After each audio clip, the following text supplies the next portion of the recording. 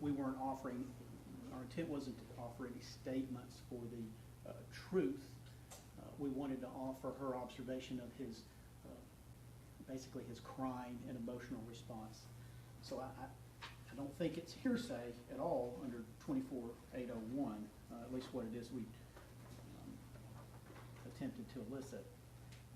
And to the extent that the court were to make such a finding that it were hearsay, it will be an exception under 24-8-803, number 3. This code section deals with exceptions to the hearsay rule. And part 3 deals with then existing mental, emotional, or physical condition. A statement of the declarant's then existing state of mind, emotion, sensation, or physical condition such as intent, plan, motive, design, mental feeling, pain, and bodily health, but not including a statement of memory or belief to prove a fact remembered or believed unless such statements relate to the execution, revocation, identification, or terms of the declarant's will, and not including a statement of belief as to the intent of another person. So essentially his emotional state, his emotional state of mind, that would obviously fall under that exception.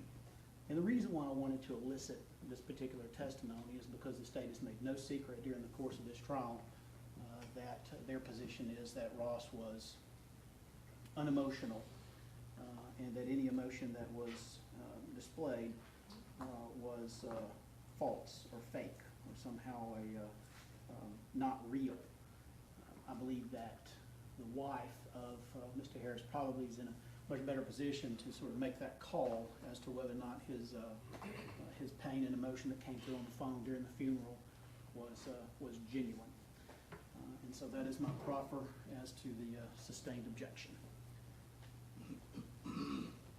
We'll stay with our argument before judge as well as relevancy. There is no relevance of the defendant's reactions over a week after the child's death. He had every motive in a public setting to act emotional and things like that. So I believe it is completely excludable as self-serving as well.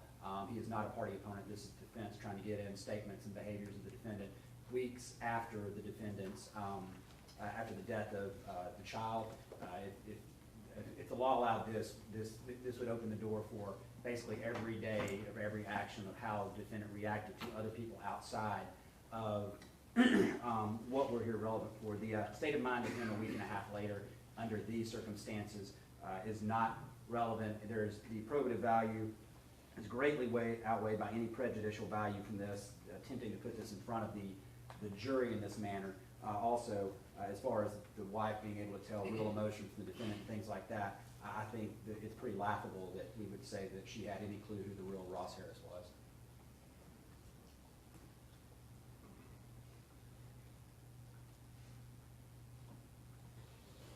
Well, a little bit, but not much of it's going to be admissible, and then we'll let it in under limited circumstances.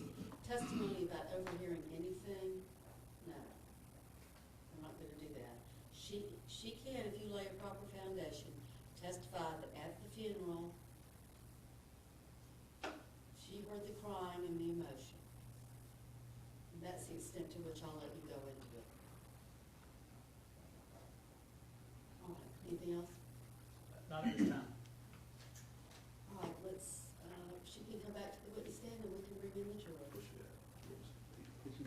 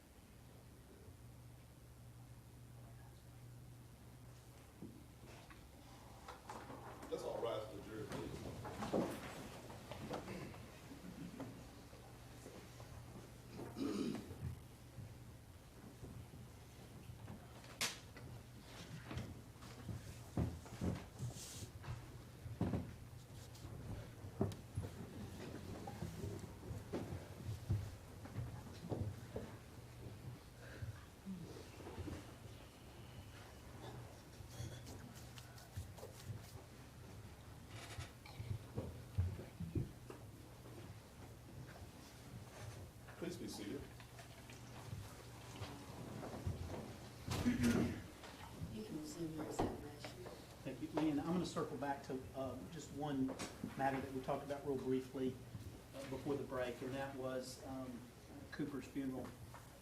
Do you recall that sometime during the funeral that Ross was able to listen in on a cell phone, an open cell phone?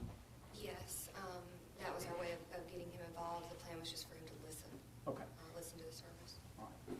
And do you recall if there was someone there who just kind of all of a sudden asked Ross to actually speak? Yes. Now, don't tell us what he said, but you No. remember that happened?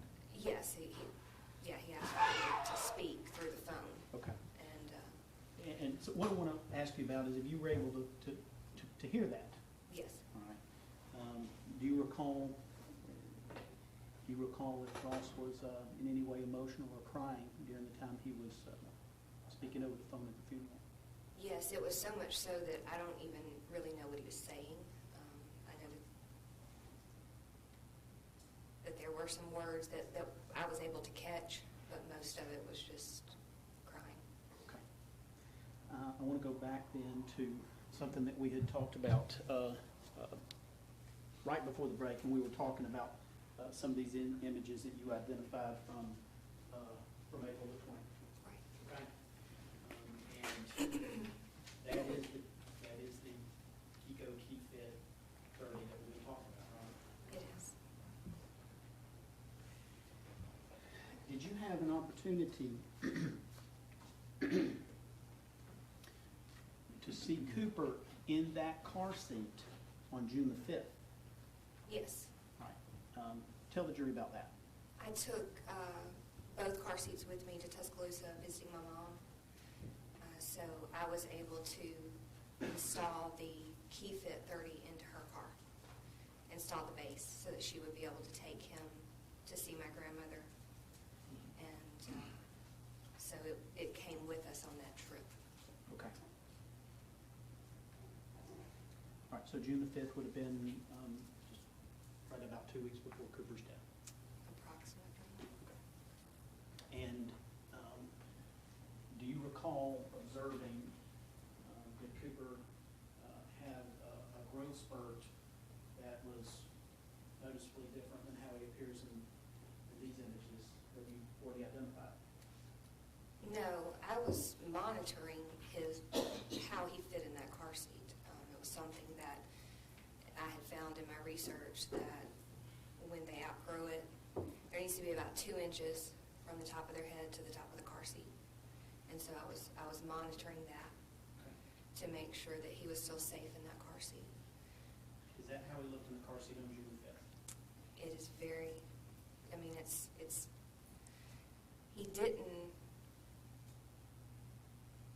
he didn't have any time where he just shot up.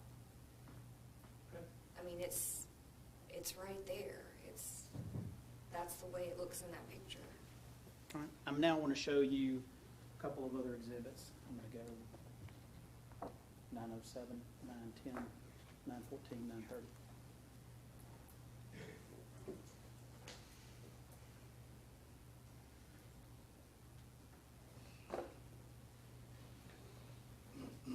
I want to show you what's been admitted into evidence as State's Exhibit 907,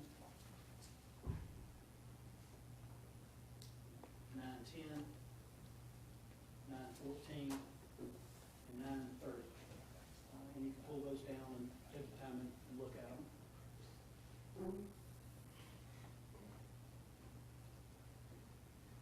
Just let me know when you've had a chance to look at them, please.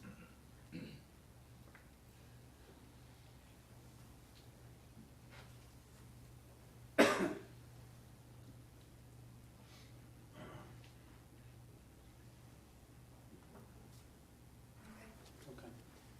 Leanna, those exhibits, do they appear to be a doll placed in the in Cooper's car seat? It does.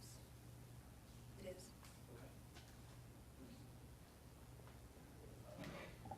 Okay.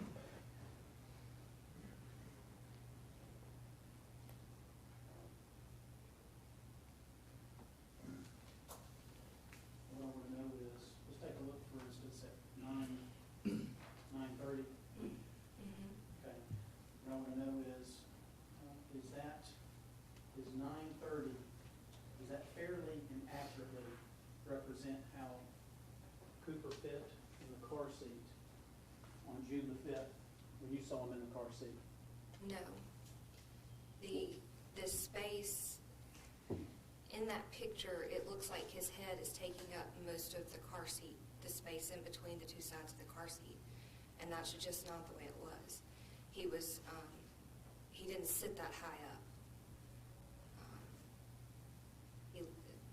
The head looks far too big, and he looks positioned much higher in the seat than the way that I remember him in the seat.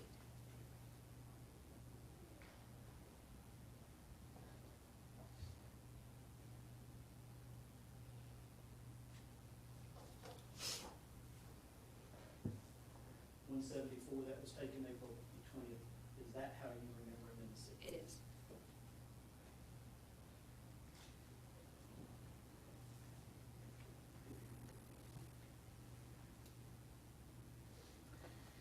I want to give the jury a little bit of perspective about sort of when the car seats were placed where, because it's easy to get that confused. We've talked about this on a couple of occasions, haven't we? Yes. All right. So I want to ask you, to the best of your recollection, do you recall when y'all purchased the new forward-facing car seat? It was in March of 2014. Okay. And I know that because I found the receipt. Okay. Do you know when the forward-facing seat, not that one, the forward-facing seat was installed? Yes, it was mid-May. There's a text that I found between me and Ross. I had accidentally left the house with this car seat in the car with me, and essentially had left him without a car seat. And so he put the forward-facing, he installed it in his car that day and took Cooper to daycare in it. Okay. And in fairness, I asked you to look back through your text messages, right? Mm-hmm. And does May the 14th ring a bell? I believe it was May the 12th. Okay. If I understand you correctly, what you're telling us is what had happened was you left to go to work that day, Mm-hmm. and you had this car seat. Yes. And the only thing that was left over was the forward-facing seat, which had not been installed in Ross's car. Right. So you're telling us now that was May the 12th. Yes, Okay. based on the text message.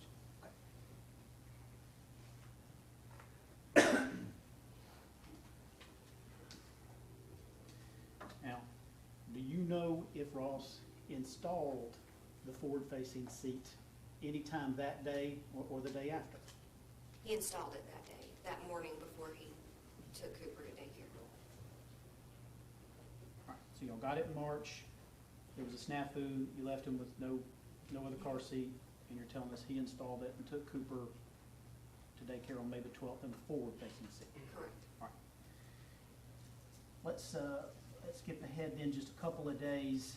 Did y'all go to Fort Walton Beach for the weekend of May the 23rd through the 26th? We did.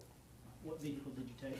We took the Tucson, And what car seat was in the Tucson? the forward-facing car seat. The one that Ross had installed May the 12th? Right. Okay. Do you have, and obviously, Leanna, we know that forward-facing seat at some time was removed from the Tucson. Okay. Right. We talked about that as well. Do you have any recollection of when and why the new forward-facing seat was removed from the Tucson? Because I was going out of town, Okay. and I was going to be leaving Cooper with my mom. She was going to be taking him down to my grandmother's house. So we wanted to have a car seat that I could put in her car. And so we took out the forward-facing, we took it out of the Tucson and put it in my car.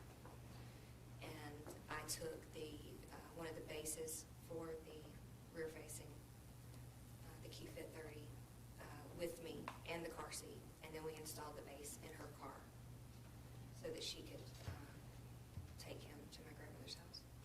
And do you know what day that was? I believe it was around June the 5th. Okay.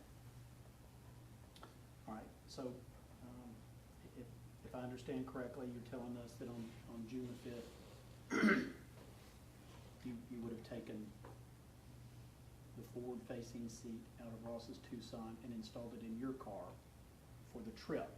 Right. But you also took the key fit with you so that y'all could put it in your mom's car, so while you were there the weekend, she would have a car seat as well. Right. Okay. When did you get back home to Marietta? I want to say it was maybe June the 9th, based on some texts that I saw between me and Ross. It made it appear that was around the time that I would have come home. All right. And when you got back home, did y'all take the forward-facing, the new car seat, did you take it out of your car and put it back into Ross's Tucson? No, we didn't. The forward-facing was much more difficult to install, and we had gotten it in my car really well. So we left it in my car, and we just reinstalled the base to the rear-facing in Ross's car. Actually, I don't even know if we had to reinstall the base. It was probably his base that was there. No, we did, because we had taken the other one out.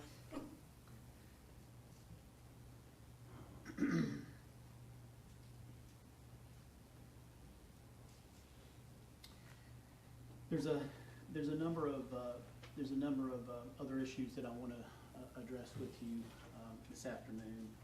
I'm gonna go through some of them kind of quickly, and some of this we talked about. Did you have, or do you have a friend that has a secret room in their house? We do. Who is that? Her name is Julia Apodaca. Okay. And is this something that Ross knew about? It is.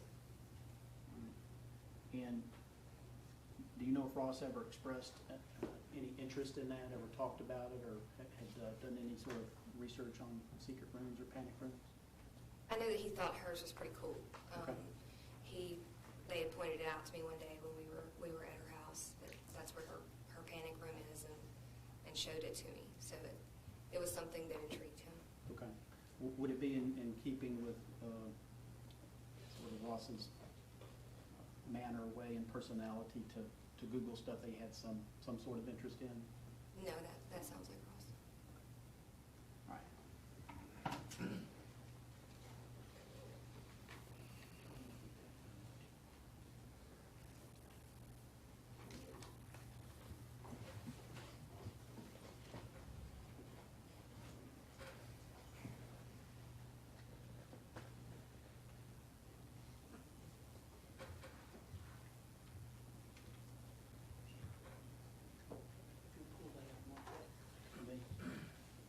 After Ross had been in jail for a while, did you make arrangements to obtain his property?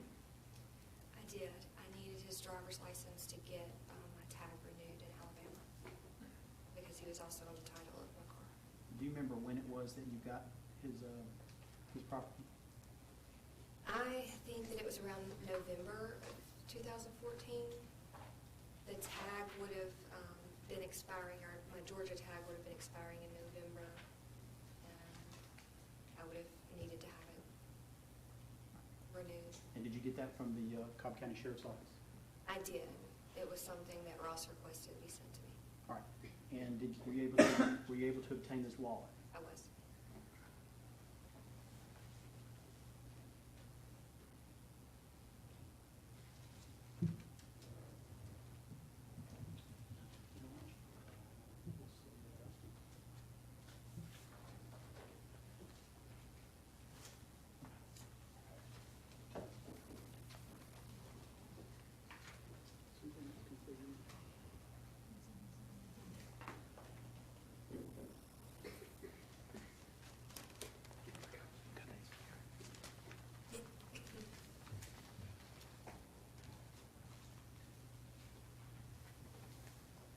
Leanna, I'm going to show you what has been now marked as Defense Exhibit 177 and Defense Exhibit 178.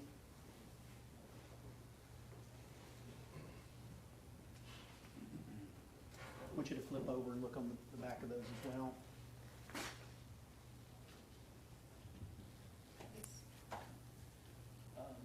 Are those receipts that you received that you found in 177, 178. No objection. Admitted. And these are actually Chick-fil-A receipts from the day that Cooper died. They are. And I want you to notice, if you could, what it says in bold, in capital letters right over the date and time, E.N. both of them. Yes. Okay.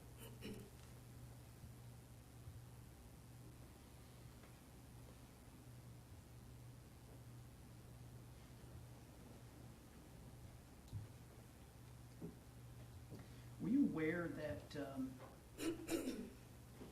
your then husband was looking for a job at the Chick-fil-A company? I was.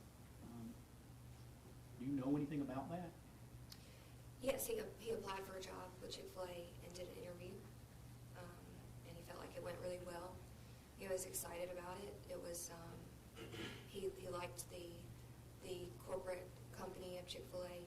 He liked the benefits that they offered. The company offers a lot of benefits to their employees, and he was interested in moving over to Chick-fil-A. We had a friend at the time that owned a Chick-fil-A, that operated a Chick-fil-A. So he was very interested in it and very disappointed when he didn't get the job. Do you know anything about Chick-fil-A's daycare situation? As far as I remember, it was a benefit that was provided for their employees. It was paid for. They had a daycare owned site just like Home Depot did, and it was also managed by Bright Horizons. Bright Horizons is managed the Home Depot Little Aprons Academy, and they also manage Chick-fil-A's daycare. And it was on site, and it was part of the employee benefit package, from my understanding. Were you supportive of your husband's attempts to get a job at Chick-fil-A? Yes, I wanted him to have a job where he was happy and felt fulfilled, and of course I was. I want to talk to you about the emails that would come from Bright Horizons. You were on the email list, correct? I was on the list. I don't think I received every email they sent, but I received the daily emails. Okay. Good. Looks like 21, 22, 23. Are they gonna move? Yeah, they're all Yeah, around. that's fine. Okay. So I'm going to show you what's already in evidence. These are defendant's exhibits, 21, 22, 23, 25, 27, 24. You see if you recognize those.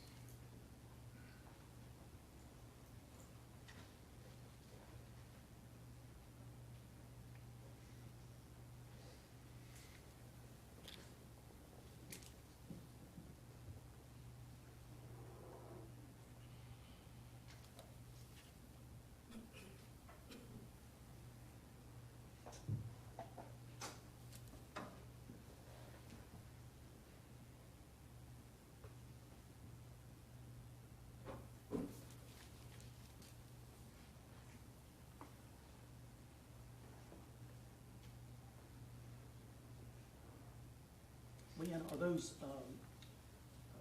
representative of the emails that would come from Bright Horizons, Little Aprons? Yes, they are the daily. What in the world happened today? Right. And we pulled several of those that had included some mention or image of Cooper. But what I want to ask you is,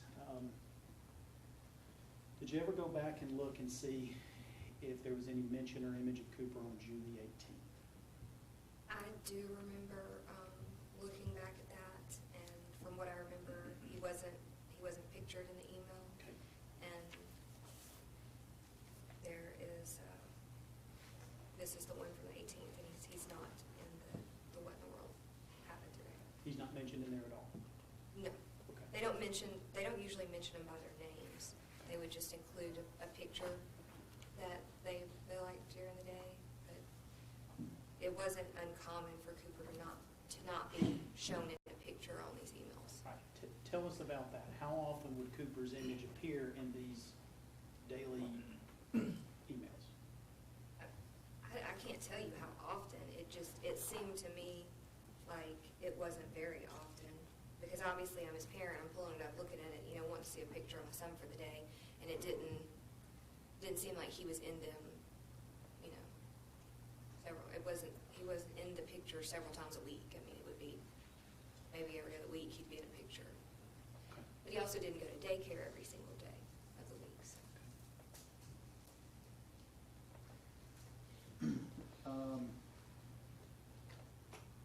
Tell us about Ross's hearing impediment. How he got it. Tell us what you know. He was involved in a firecracker accident, and I'm trying to remember the year.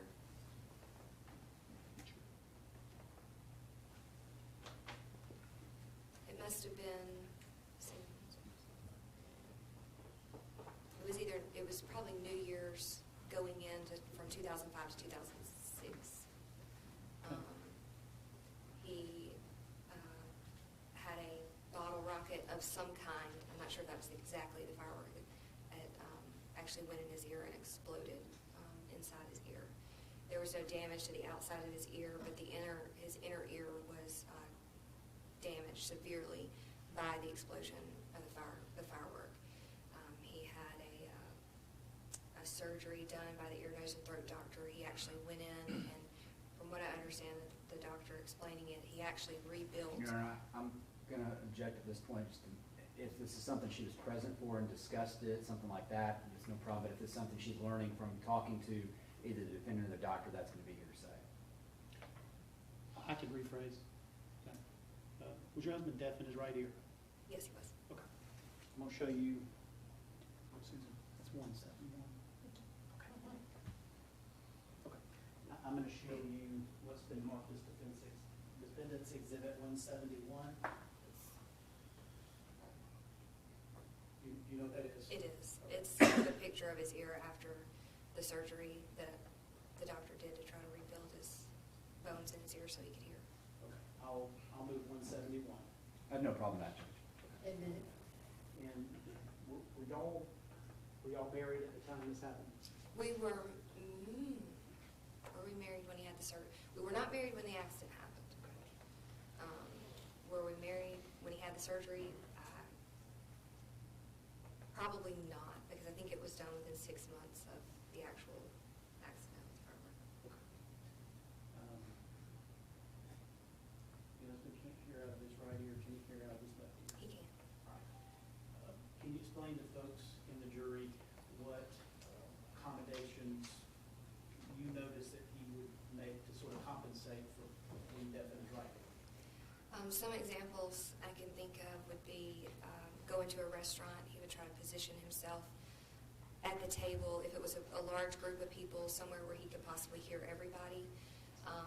And if it was just the two of us, maybe somewhere where so that if the sound is bouncing off the walls in a certain way, so that he can hear me talking to him, so he doesn't have to strain to hear me. If it's a situation where he knows that you're speaking to him, he can adjust, the way that he is positioned to hear you in the best possible way. Going to the movies is another example. He would want to sit in a specific place in the theater so that he could hear as best as he could.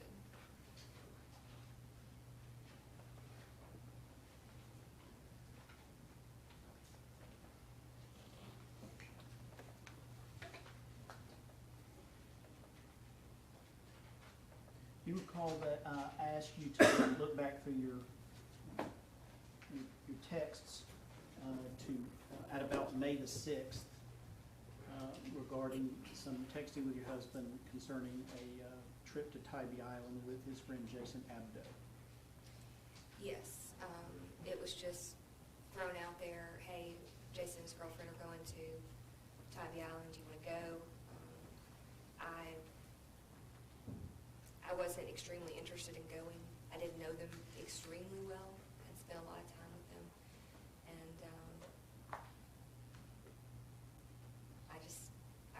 I actually, in the text I sent back to him, I said I would really rather go with friends that we don't see very often. You see Jason a lot.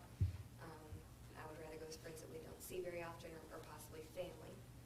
And so we discussed that. Jason and his girlfriend, I mean, obviously they didn't have kids. So it came up in the text message. I think that Ross's response was, we'll need to figure out the Cooper situation. And I think my response back was something along the lines of, well, I don't know what that means. He would come with us. And he said no, Ross said no without him. And I wasn't too keen on that idea.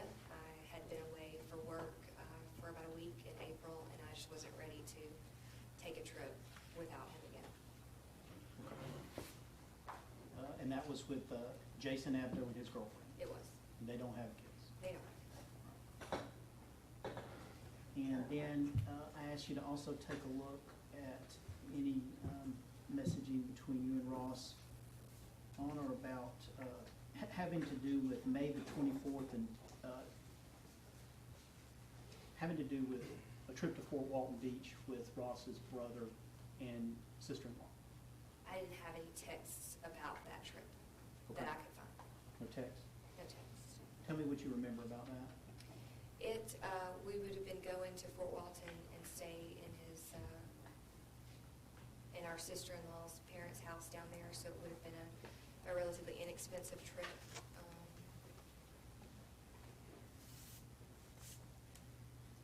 The initial thought was that Michael and Amy wouldn't have their children with them. And so it came up, the idea of just making it an adults-only trip. And for the same reasons I wasn't too keen on it before with Jason and his girlfriend, it was the same thing. I mean, it was the same weekend we were talking about. It was the same time frame. I wasn't really ready to be away from Cooper again, having been away from him for work. And so I basically told Ross at some point, you know, if you want to go, if we go without him, why don't you talk to my mom and y'all figure out how it's going to work. And I just kind of let it. Did you? But then I'm sorry. Go ahead. Did you later learn, in fact, that there was a miscommunication and Michael and Amy were actually going to bring their children? Right. That's exactly what happened. It was, come to find out, it actually ended up being even more than them. It was Amy's sister and her 3-year-old came as well. And so it ended up being, you know, a whole family trip. And it wasn't even an issue at that point. It was, if the whole family's going too, then that's just, of course we're taking Cooper. Do you have you ever heard of a company called Griffin Psychology? I have. Okay. Do you know who the people that own and run Griffin Psychology are? I do. It's Michael and Desiree Griffin. They're a married couple that we met in Tuscaloosa during another small group that we ran when we were living in Tuscaloosa. Desiree was in school at the time and Michael was practicing. Do you know if your ex-husband had any professional relationship with Griffin Psychology or the people that work there? He did. He prepared a website for them before we moved from Tuscaloosa to Marietta, and he was working on another website. I think he had finished it shortly before everything happened.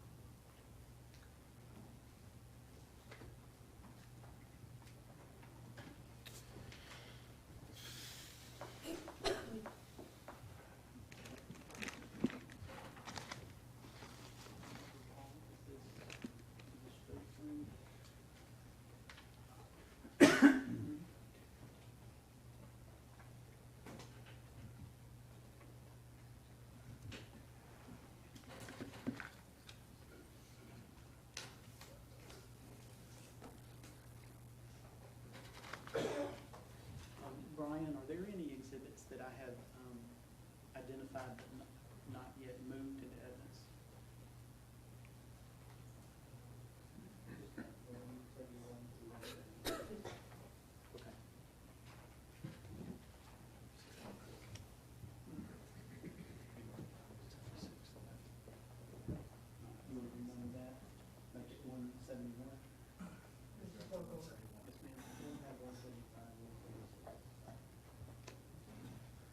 have a 175 or 176. Chuck, do you want to see these again? No. Okay.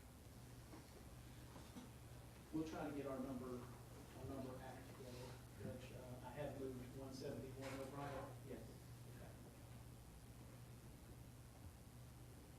I think it's there. Smith, thank you.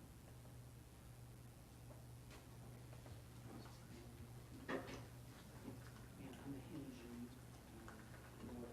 is now marked as defendant's exhibits 100 through 175.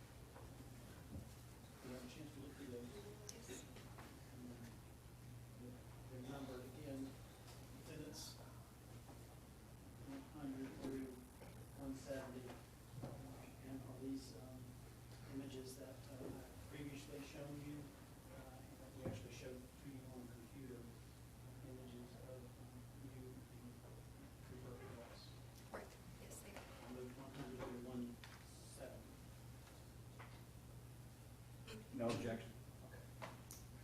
I'm gonna hand you this little packaging, which includes a flash drive, and it's marked Defendant's Exhibit 175. Do you recognize that? I do. Are your initials on there? They are. And did I show you both still images and video clips that were on this flash drive? Yes, sir. Okay, can you put your initials on there? I did. All right. I'm gonna move 175. No objection. Amen. Leanna, can you see this screen from where you are? I'm gonna put some images up here, I can see it. okay? Because I want the jury to be able to see it, but I don't want you to have to stand up here for a long time. So if there's something you can't see, let me know and I'll move this, okay? Okay.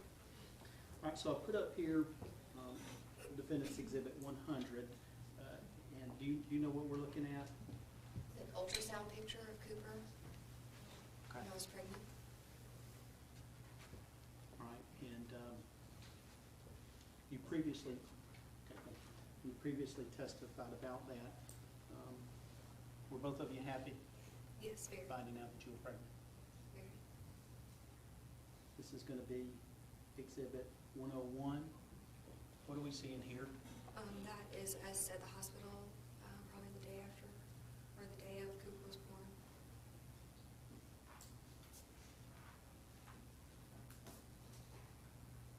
This is It's the, let's see. The fits. All right, what do we see in here? In 102. it's the same. It's a picture that someone took of us at the hospital shortly after we had Cooper. That's much better, thank you. My hand probably hit it. And of course, it's you and Ross and Cooper. Yes.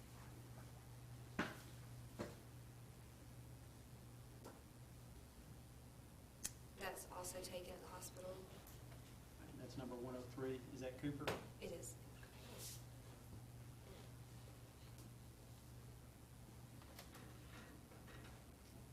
Number 104?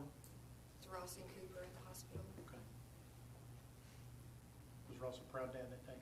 Yes, he was.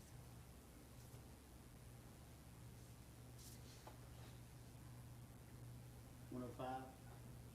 Same. This is a picture of Ross and Cooper at the hospital.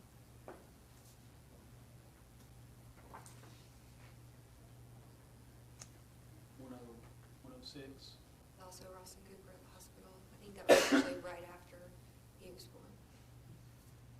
One of the first pictures of Ross and Cooper. That is Ross and Cooper, and he decided he was going to take him walking through our little complex, and he put him on his chest.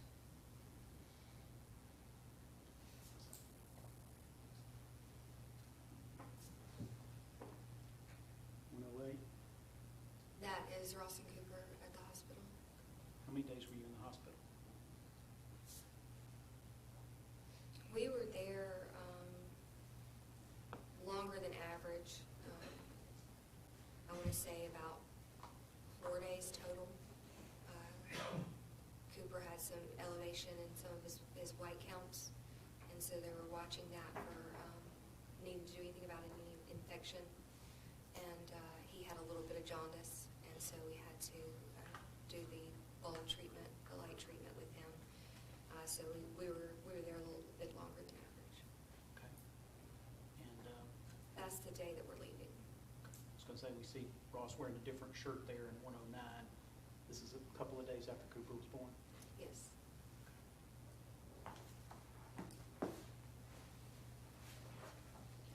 Showing you now is 110. What are we seeing here? That is Ross giving Cooper his first bath at home. What do you remember about that day? He wanted to be the one to give him his first bath. And you let him? Of course.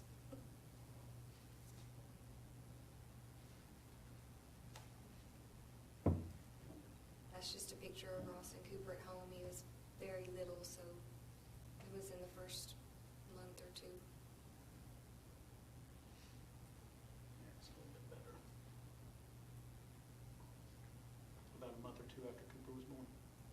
on his size. He's little.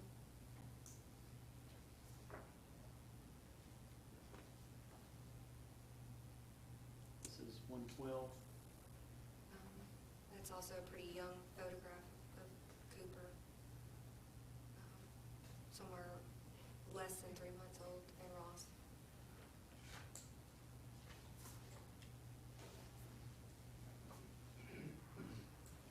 113. I think that's the same picture, just maybe a different angle. Okay.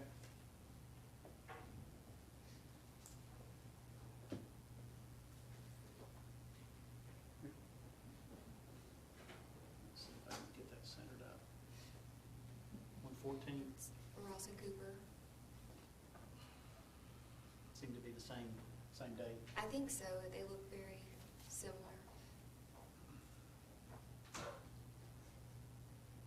15. That's Ross and Cooper. Cooper was about 5 months old at that time, and I remember that picture because that's actually the outfit he was supposed to come home in the hospital with, but he was so little when he came home. We did put it on him, but it was so big, and I just decided that day, let's just see what this looks like on him, and it fit him perfectly 5 months later.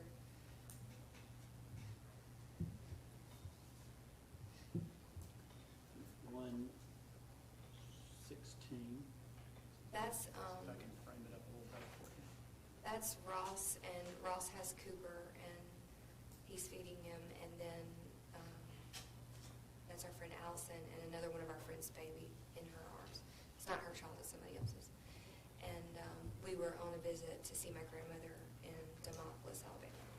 And for those of us who don't know where Demopolis, Alabama is, can you tell these folks where that is?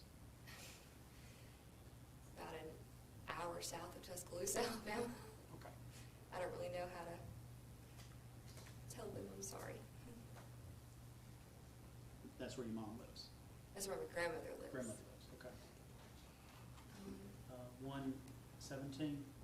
That was after Ross gave Cooper a bath one night, and he had him wrapped up in a towel. He's not very happy, and I just snapped a picture. He didn't like baths when he was little because he didn't like to get cold, but as he got older, he started to really enjoy the baths. Right. And for the record, you said he's not very happy. Ross looks crazy happy here. You're talking about Cooper's not happy. Right, Cooper's screaming, it appears. Okay. All right, this is 118. That's a picture we actually had to set up a tripod for. It's the first picture we ever took as a family. Okay.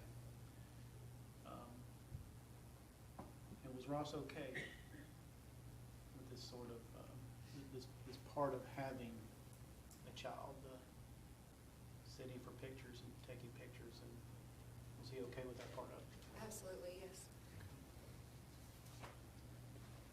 119. That is Cooper in the Kiko. He fit 30 when he was really, really little. It's got the inserts still in it for newborns. Okay. And And what, explain to them what you mean by that. It's still got the inserts in it. it came with inserts, so when he was much smaller, it would allow him to fit properly in the car seat. Okay.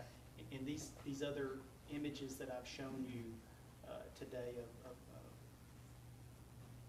Cooper in the car on April the 20th, the insert's not there, right? No, they were removed as he got bigger.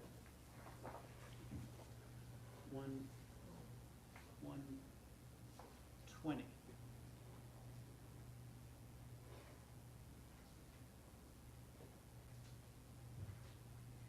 That was his first Halloween. Okay. And he was dressed as Batman. Yes. Did Ross take him out trick-or-treating, or did y'all like sit around the house for kids to come by? We did. He was actually sick on Halloween, so we didn't do anything. I actually put him in the costume a few weeks later just so that we could get a picture of him in it. I remember the actual Halloween night, he had either been sick or was getting sick, and he just conked out early, and we just went ahead and put him to bed. I'm showing you 121 here. You testified a little earlier about Ross being a referee for high school football. Tell us what we're seeing in 121. Cooper was born in August, and I think Ross started officiating in September. So I think this was actually his first game. I think it was about a week to 2 weeks or so. Ross's first game. Yeah, Ross's first game that season. Okay. Got another one. Is that the same day? It is the same day.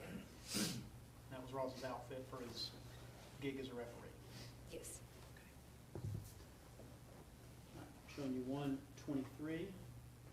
That were some pictures that were taken of us in Tuscaloosa during his first Christmas. And would this have been in the home of Ross's parents? No, that appears to have been taken in Michael and Amy Badens' house, in his Michael. brother's house. Okay, Ross's brother.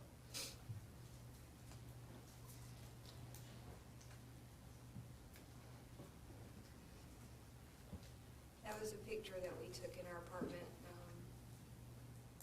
I think we used it for our Christmas card that year. All right, that's 124. Okay. Yes.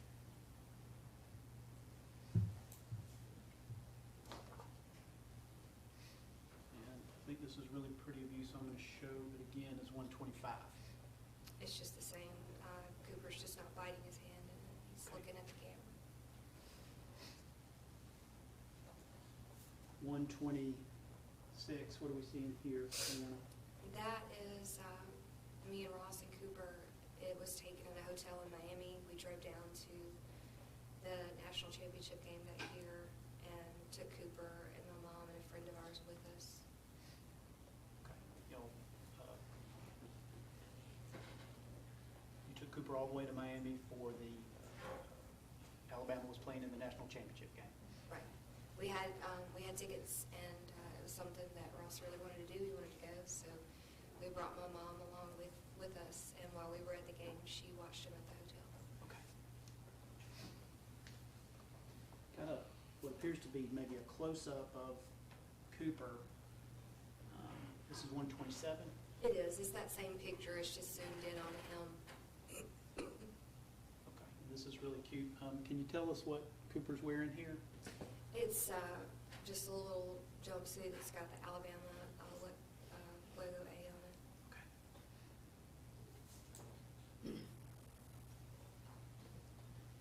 This is 128. That was taken in Piedmont Park in Atlanta Okay. area.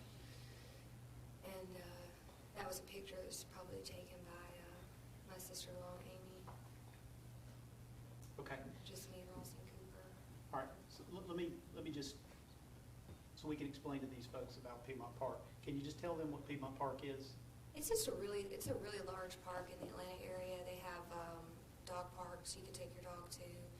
They have playgrounds for the children. They have all kind of events there. They have a botanical garden area, I think, too. And you can go and just walk around and kind of spend the day there. They have Different events? They have lots of different events. I think we went to a ice cream festival once before. Okay. There. All right.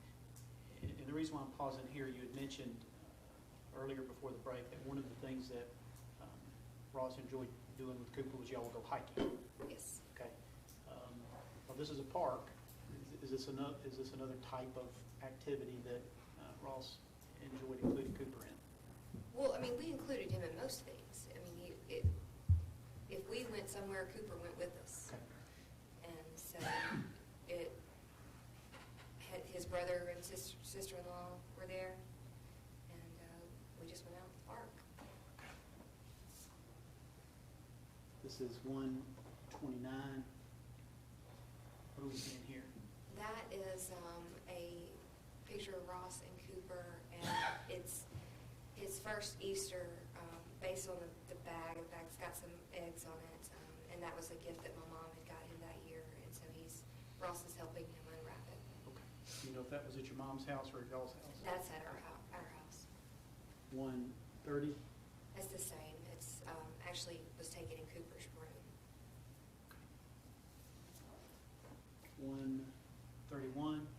That's just a picture of Ross and Cooper. It was an outfit that my mom had gotten him, and so we wanted to put it on him, and I wanted to text it to my mom and show her what it looked like.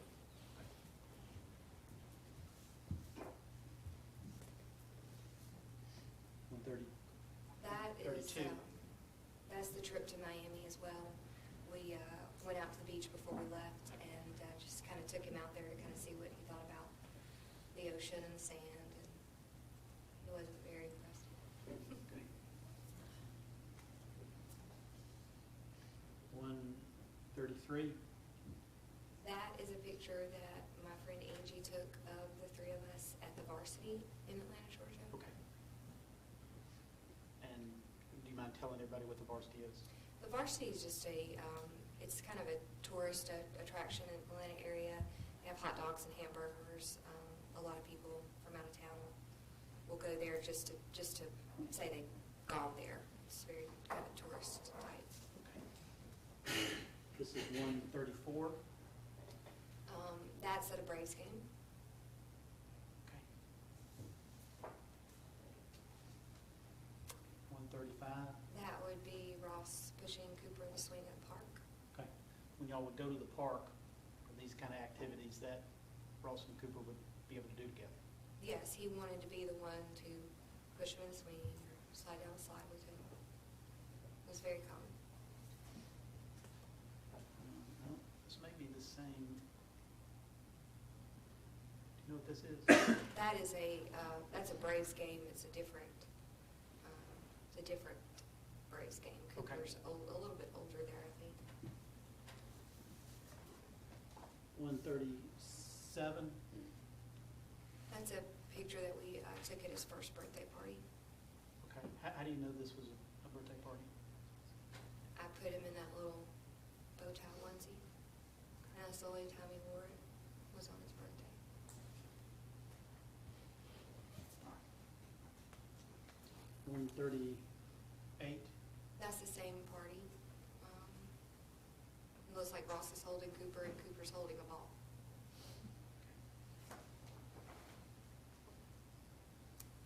139? That's his first birthday cake. Okay. And you've already told us Cooper liked cars and so, Mhm. okay. 140? That was, would have been Halloween 2013, and it just looks like Ross is getting ready to carve a pumpkin. Yeah, so Cooper's this watching. orange thing right here, that's a pumpkin? It is. All right, and this is like some template that, for cutting? It is. Okay. All right, and we've got some more, it looks like it's from that same date. I don't know if you can see, I'm sorry. 141? I can remember taking those pictures of, he's trying to get Cooper to kind of check out the pumpkin and kind of see what's inside of it, but he don't really know what to think about it. Ross didn't know what to think about it? No, Cooper didn't know what to think Cooper about didn't know it. what to think about it. All right, I'm just show you a couple of more from that same.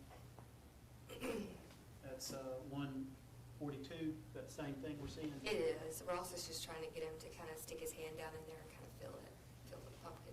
He's trying to force his hand down into the pumpkin to feel it. Yeah. Okay. All right, and then 143. And that was after he felt it. Yeah. And then 140. 144. And, he's got his hand in the pumpkin. He's now. going in. Yeah. Okay.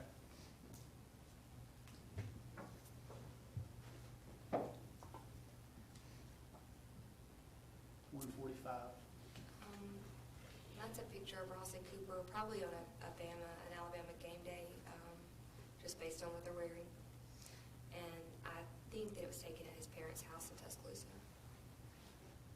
I want you to call your attention specifically to what Cooper's wearing there and tell us if there's any significance in what he's wearing. Ross is a huge Alabama fan. He graduated from the University of Alabama, and he wanted Cooper to go there too. He made comments about that a lot.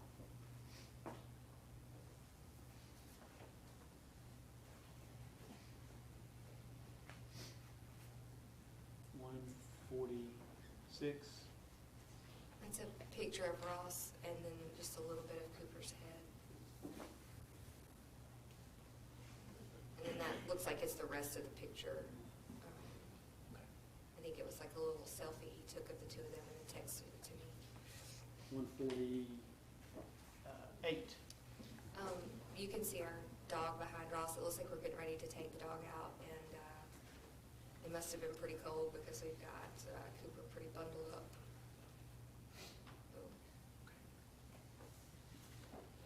I want to show you a couple of pictures real quick of Cooper's room. We'll move through these sort of quickly, but 149. That is Cooper's room. You can see his bed on the right of the picture. It was a crib that turned into a toddler day bed, and then the bed on the left is a full-size bed. 150.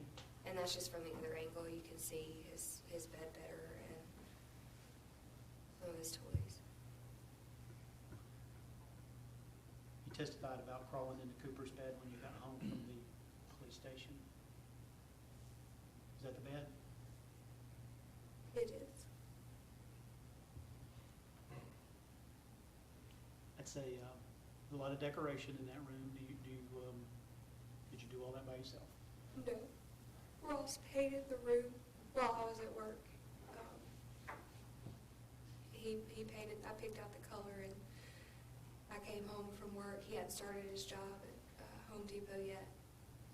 So he moved over about a month before he actually started his job. And I was pregnant. I came home from work, and he had painted the room.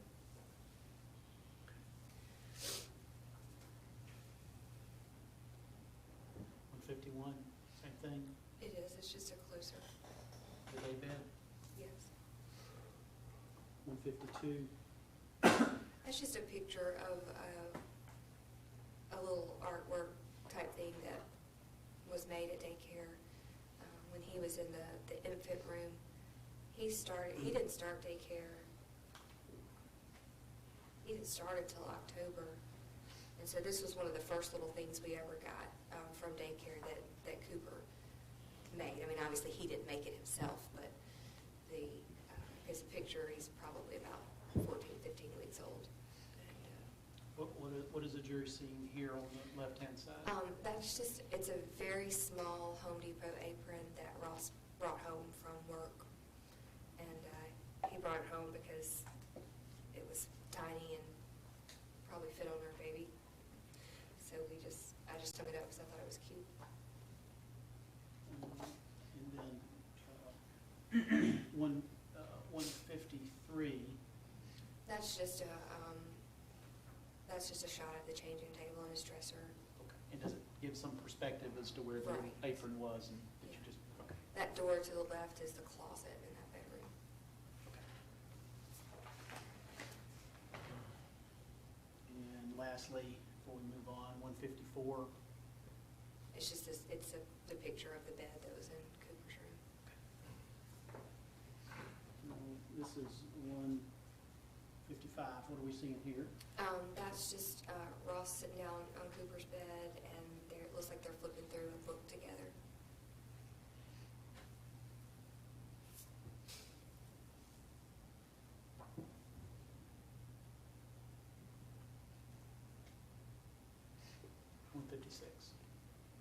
That's Ross laying in the bed in Cooper's room, and then Cooper's on top of him asleep. And that particular time, I think he was having trouble going down for a nap, and so Ross said, well, I'm going to see if I can get him to take a nap. I'm going to go in here with him and lay down with him.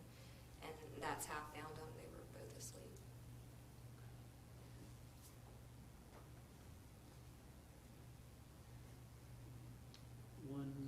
157? That was taken in downtown Marietta in the square, and it was just a day that I think we had his family in visiting, and we were just down there hanging out, window shopping, just looking around. Okay. And he just pulled his sunglasses off and put them on Cooper, and we took a picture. And so the jury will understand, the downtown Marietta area, we have a little square down there, Yes. and there are shops and restaurants and things like Mhm. that. That's an area that y'all will go to hang out or walk around or shop or eat or whatnot? It was, our church was actually on the square, so we spent some time over there. And it had, cool little shops you could go into and look around. 158, That is, looks like it was taken in our living room, kind of dining table area. And it's Ross and Cooper. I can't tell what's behind his arm. I can't tell what that shadow is behind Cooper. It looks weird from this angle, I don't know.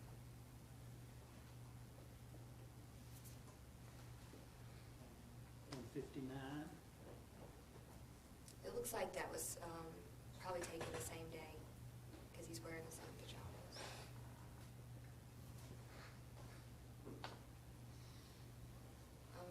160, That is just a picture of Cooper had fallen asleep in a little umbrella stroller we had him out in that day.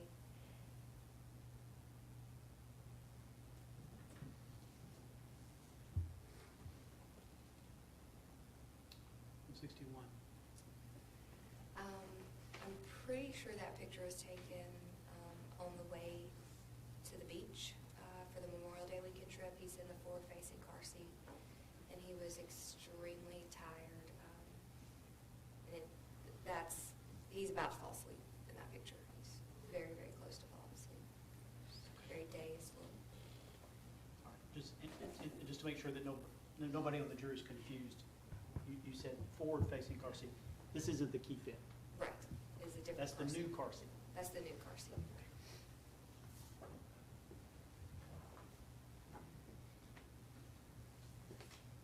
162, That is Cooper in his second Halloween. just as like a little monkey or something? Yes.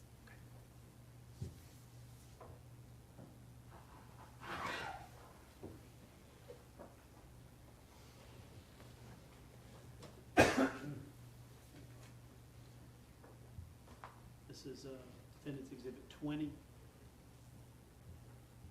see Cooper in that same monkey outfit? Yes.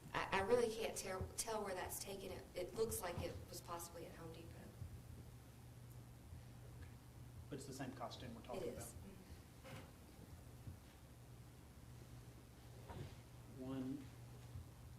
163. That was a picture of us before we went hiking at Kennesaw Mountain. I've got Cooper on my chest in a carrier. And this, the activities you were talking about Yes. doing, hiking Kennesaw. Mhm. 164. That's just a picture of Ross and Cooper asleep.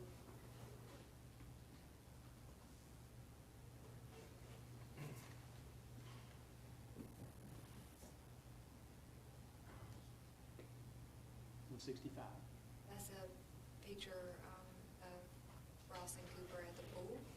Right. Do you know what pool that is? That was the pool at our condo. Okay. 166. Ross looks like he's asleep, and I don't know if that was taken at night or in the morning, but the Cooper's just kind of snuggled up in the back of his neck. Okay. Can you tell from the surroundings, is that your bed at home? It is. Okay. And this is 167. That was taken while we were down in Fort Walton Beach Memorial Day weekend.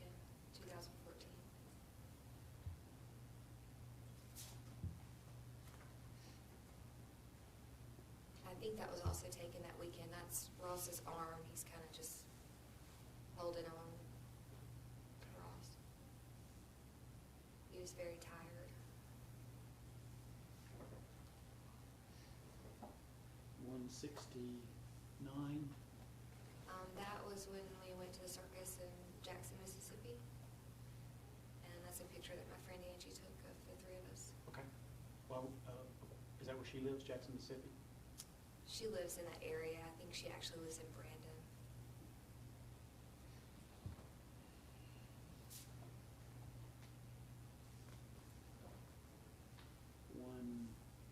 $170. That's just a picture that Ross texted me one morning. I think I might have been out of town for work or something. Okay.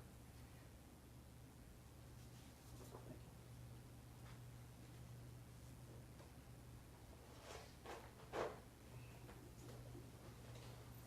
Judge, if I can have just a moment, I need to set up Armando. Ladies and gentlemen, touch your notepads. Open my close please. Have a big break.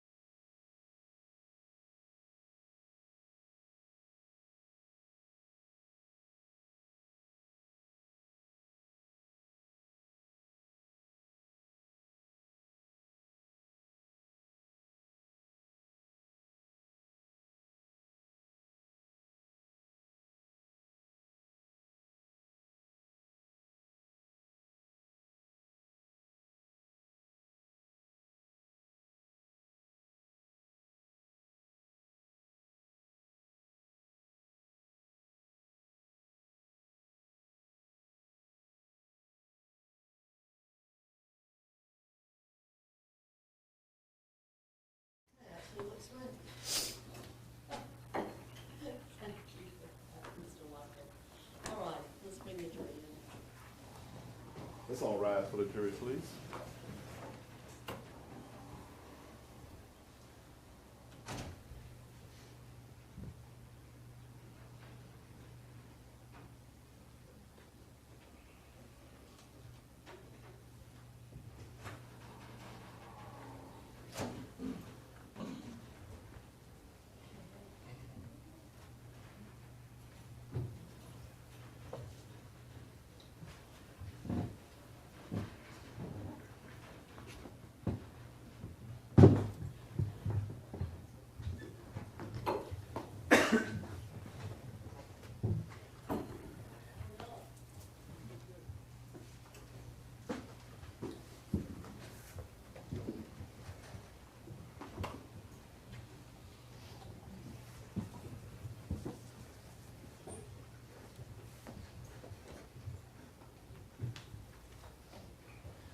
Please be seated.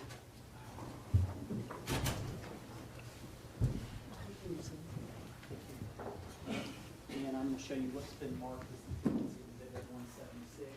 This is one that apparently failed to, you recognize that? I do. And what is that an image of? It is Cooper in the front-facing car seat, probably mid-May.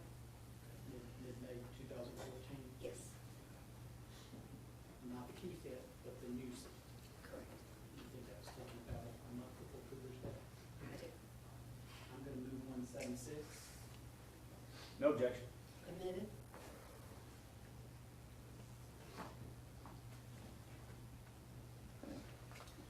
Leanna, you previously identified the flash drive that we looked at that had some video clips on it. I now like to publish those video clips. What I'm gonna do is I'm gonna ask Mr. Lumpkin to play one, and I'm gonna just let you explain what it is we're looking at, okay? Judge, if I can have permission to go ahead and publish the video clips on 176. No objection. That's fine. I'm 175, I'm sorry, 175. Okay. Mr. Lumpkin, if you don't mind, if you would just play those one after the other for me, please.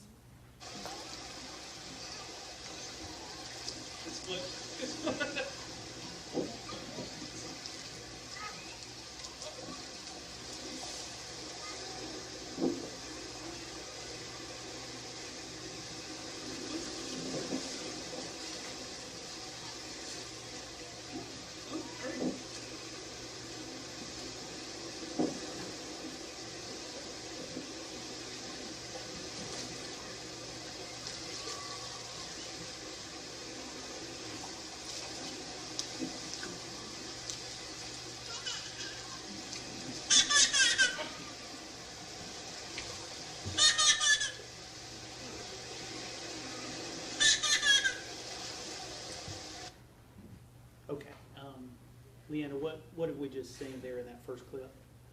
That was the trip that we took to Fort Walton Beach for Memorial Day weekend. Okay, so that was just a couple of weeks before Cooper's death. Yeah. And we don't see the face, but is that Ross's blue bathing suit? It is. Okay. Thank you. Next one.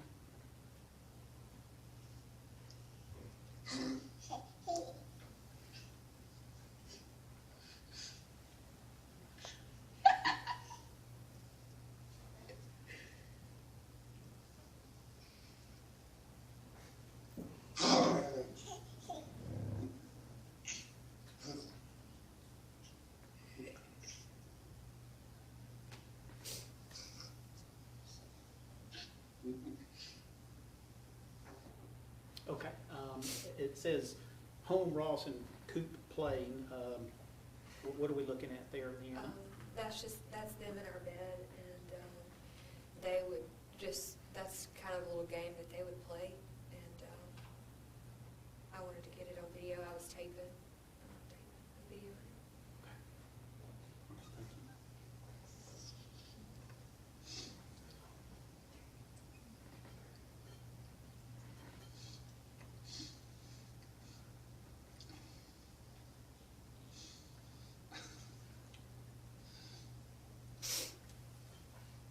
Do it more. Do it more. Do it more.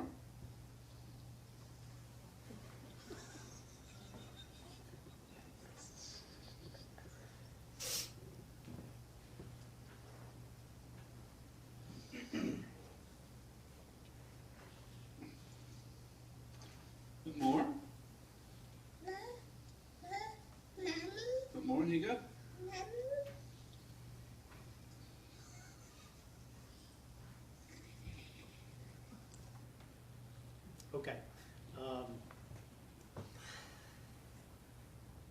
That's just, I looked like a video that Ross had taken of feeding him a banana. So we hear some laughing and we hear a voice. Is that Ross's voice that we hear? I think so, yes. All right.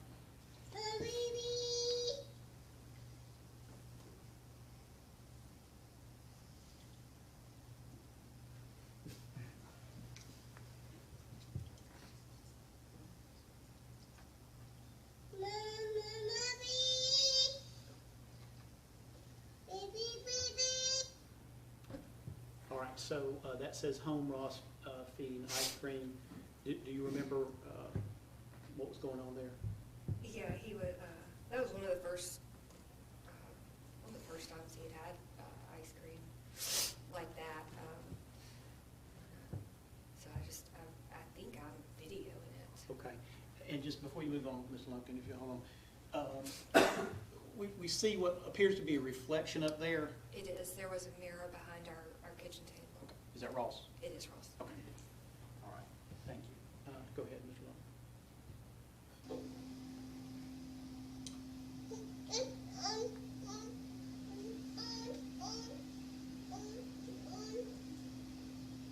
Put them on.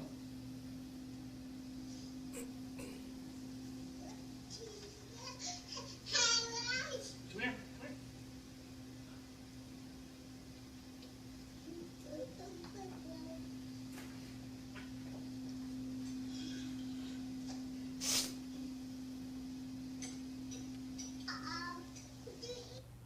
Okay, that says, before you move on, Brian, that said home with Ross Cooper. Do you remember what that was that we were seeing?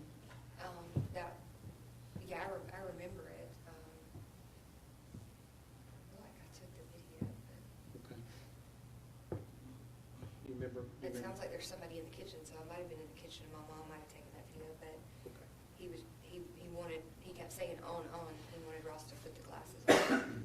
All right, so the title of that had a date of 5/29/14. Do you recall if that's on or about or accurate date of that recording? It would have been the timestamp of that video, whatever date it was All right. timed out. All right, good. Thank you. Go ahead, please.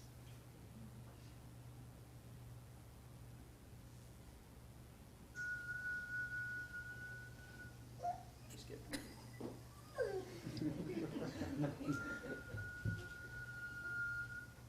You try.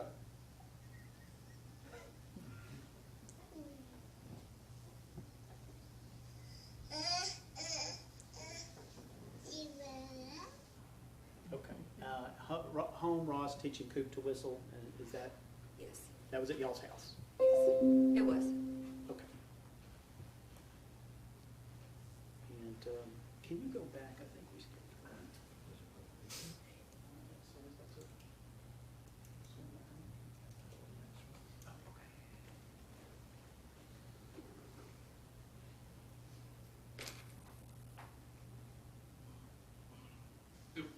Say Bob. Say Nana. Say banana. Come. Say Bob. Say Nana. Say banana. No, banana. All right, one more time. Cooper. Say Bob. Say Nana. Say banana. Say banana. You want it? Okay.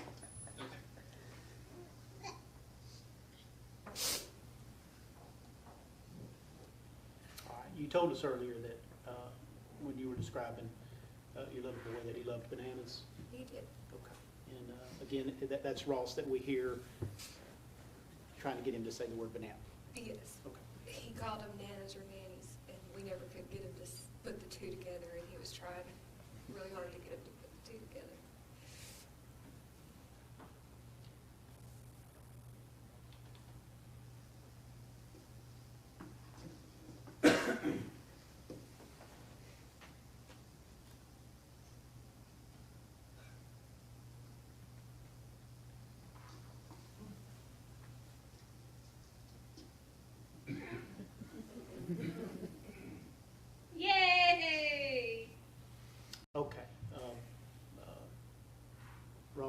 kind of helping him there, hold on and swing like a monkey on the table. Yeah, he had done it by himself, and we saw him do that, and so I pulled my phone out, and we just kind of helped him do it again because we thought it was so cute.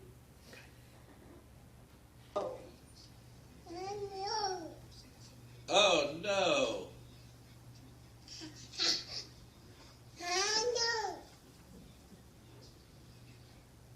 I know.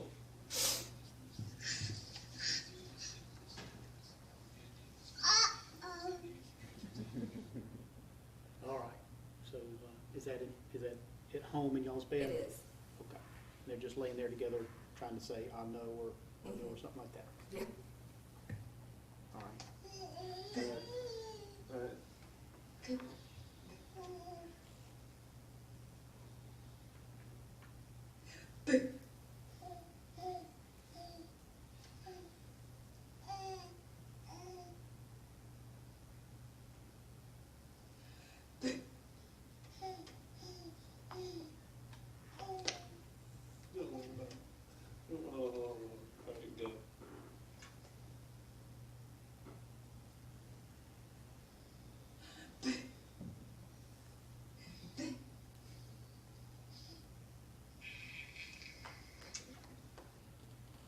And then Cooper looks a little younger there. That was that taken in Cooper's room?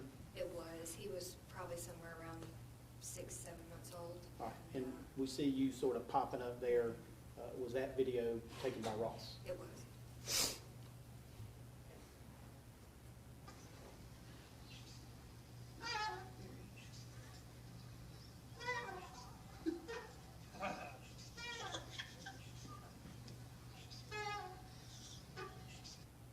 All right, so we talked a little bit about parks while you've been testifying. Do you recognize the video of where this particular park was? That was a park that we went to when we visited my friend Angie in Jackson, Mississippi, in I think it was March of 2014. Okay.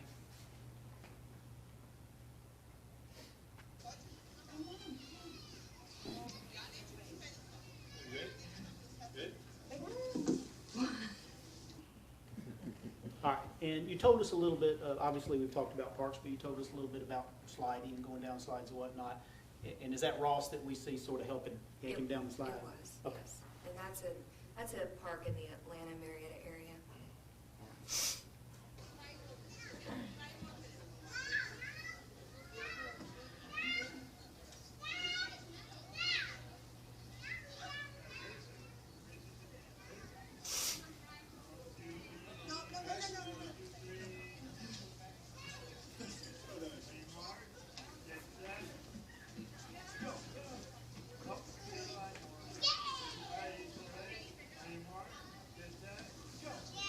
Okay, and hold that one there if you would. Right. Ross looks a little big for that slide, but you told us that that Ross would like to do those things. He wanted to be the one to push and even go down the slides. Yes. Okay. Is what we're seeing here typical of kind of how Ross played with Cooper whenever y'all would go to the park? Yes, he was very hands-on. He was involved in all aspects. Okay.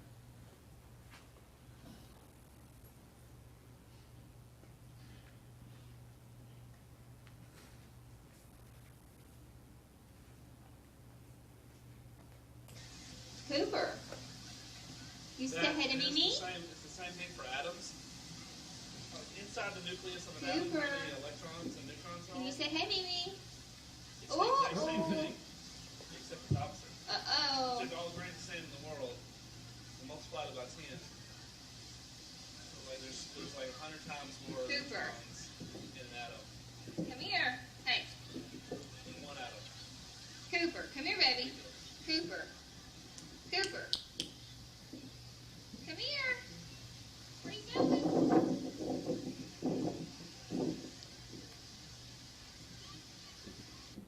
Okay, if you'll leave that there, Brian. So, do you know what beach this is and when this was taken? That was Fort Walton Beach, Memorial Day weekend 2014. Okay, so this is the trip just a couple of weeks before Cooper's death. So we hear a man speaking in the background about grains of sand and neutrons and whatnot. Was that Ross? Yes. Okay. Do you have any idea what he was talking about? I mean,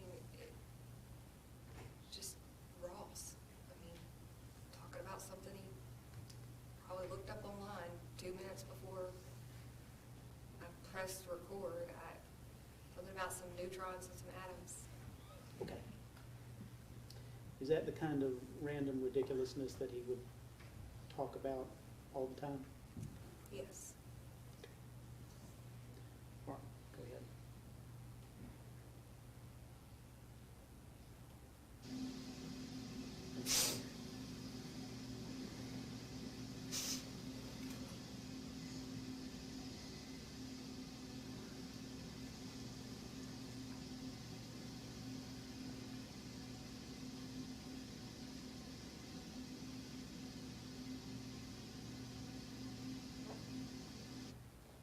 Play that again, please, before you do. It says Cooper fall asleep eating. Do you remember this? Okay. This video is 22 seconds. I want you to take a look at this again. Go ahead.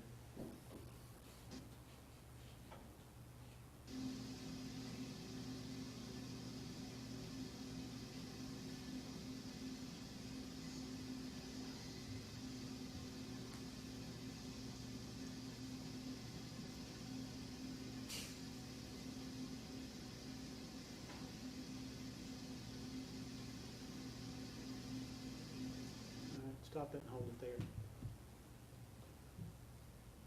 Is this at your home? It is. Okay. You see in this plate crumbs all over the top of the little table. See, we don't see any more food on the plate, at least on that part of the plate. Right. What he's eating there?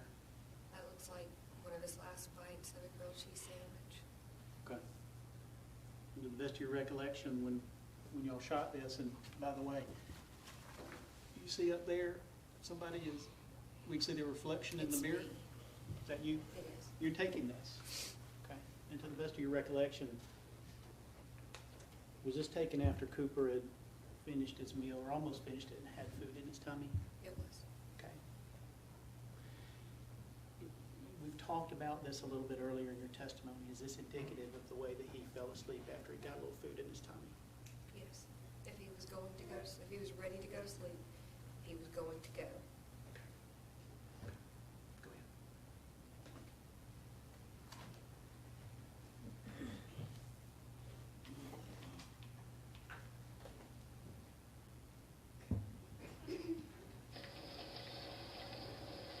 Let me pull it out of the package for you. Oh, give me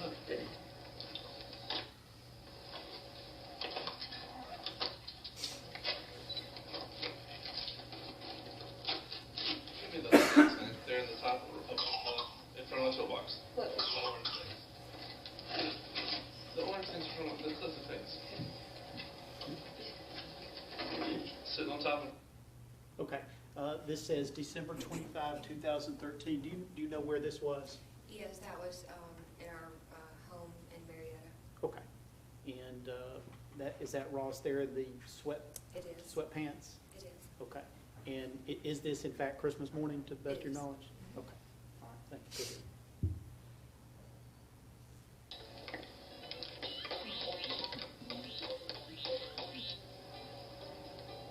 ahead. Looks like something you eat. Watch it. Watch.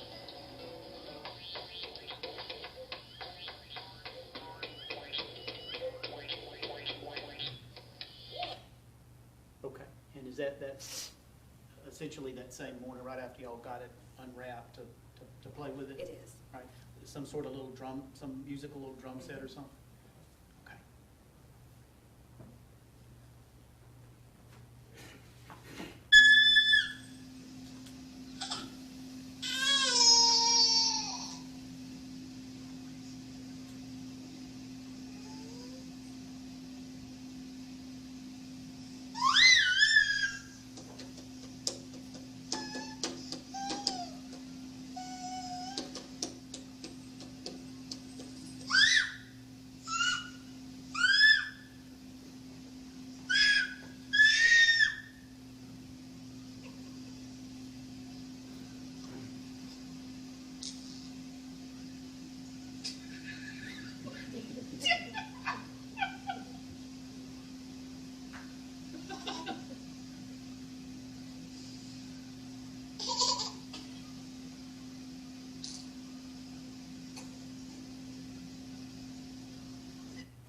pause that, please.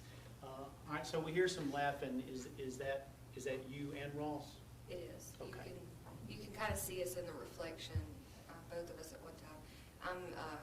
Looks like I'm recording it, but he did that weird thing where it looks like he's gagging himself, and I noticed it and turned on the video, and to see if he would do it again. He did, especially when you can kind of see in the video, he makes eye contact with Ross right after he does it, and you can tell Cooper realized, hey, I did something that got attention. So he did it again? So he did it again. Okay. Go ahead.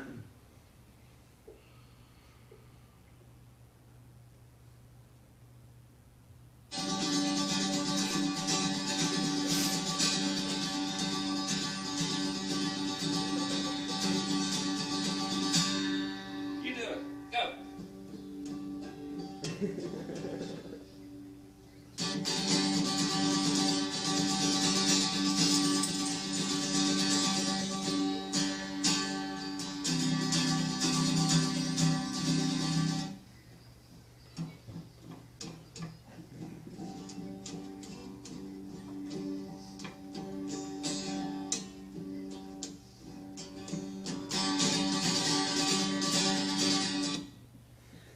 All right, well, I guess that's probably self-explanatory. We've heard a little bit about Ross playing guitars in the church band or whatnot. And did you record that? Do you remember what that was all about? I'm pretty sure I recorded it. I can't say for sure. Did Ross play his guitar around the house? Mhm. Okay. Would he play for Cooper? He would. Did Cooper like it? Okay. Good. Cooper.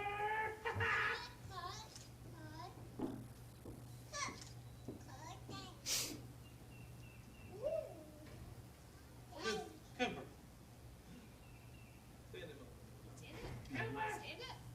Stand up.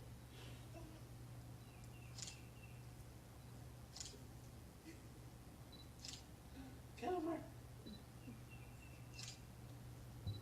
Cooper.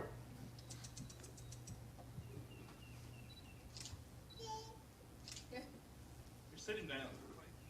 All right, so if you'll leave that for a second. Do you know where this is? That is on the grounds of the condo that we lived in. They had a little area that had some benches. And that was Easter 2014. And the snapping in the background is Ross taking pictures with our digital camera, and my mom's actually videoing. Okay. All right, good.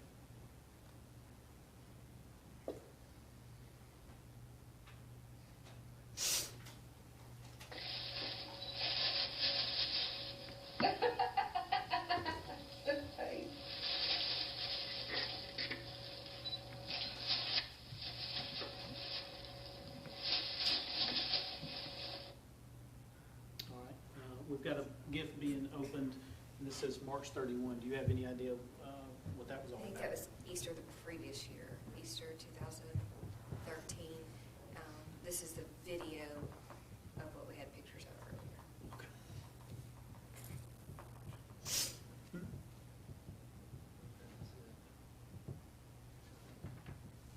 Let's see. Okay, I think that's it.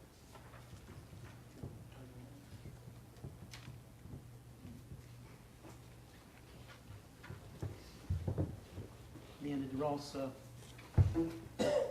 love this little boy? Yes, he did. Yeah. Very much.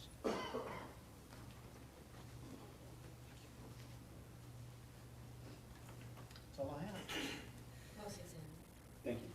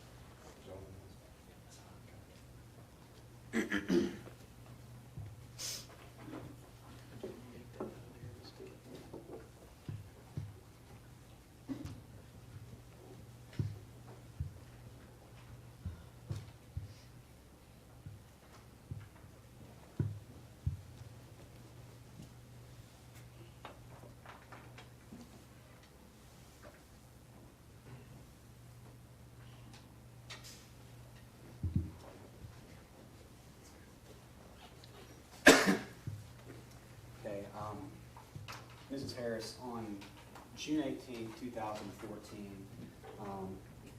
after you left the house at 7:15 a.m. that morning, you never saw the defendant again until that night, correct? That's correct. And that was after he was told he was being arrested and after he'd sat for a while back in that cell that he described, correct? When I saw him? Yeah, it was after he'd been Yes. told he was going to be arrested and after he'd been sitting in that room thinking about having been arrested and things like that, correct? Yes, sir. Okay. And after 7:15 that morning, you weren't at home with the defendant and Cooper, correct? No, I Okay. left to go to work. And other than text later that morning and some conversation in the afternoon, you don't know what the defendant was doing that day, do you? All I know is that he was at work. Okay. You don't know what actually happened in the car at the Chick-fil-A or anything like that, other than what you may have heard from other people, correct? That's correct. You don't know what he had said to other people online that day or anything of that, anything like that, right?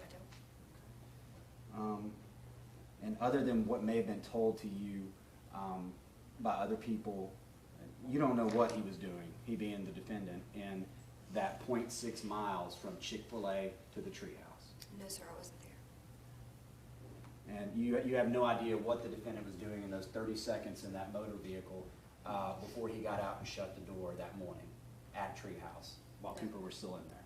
No, sir. You have no idea what was going on when the defendant went back to that car at lunch and threw light bulbs into the car. No, sir, I was not there. And again, I know you've talked about, and we've seen the video of when you first saw the defendant again that night at the police station. But you weren't there to witness him at the crime scene, correct, at Acres Mill? No, I was not. Okay, and you weren't obviously there seeing him in the patrol car or on the ride to the police station either, correct? That's correct. And you weren't there seeing him in the interview room before talking to detectives and while talking to detectives, correct? Correct. You saw him after he was told he was being arrested and had thought through everything that came with that. Would you agree with that? I saw him after he was being told he was charged. But what there's no doubt of, though, is that, well, let me ask you this. We saw those videos right there of Cooper. As he was getting older, he was a very vocal child, was he not? It depended on the situation. If he was excited, he would be loud and excited and things like that, right? Of course. Certain things excited him. Like he got excited to go to school sometimes, correct? He did enjoy going to school. Okay.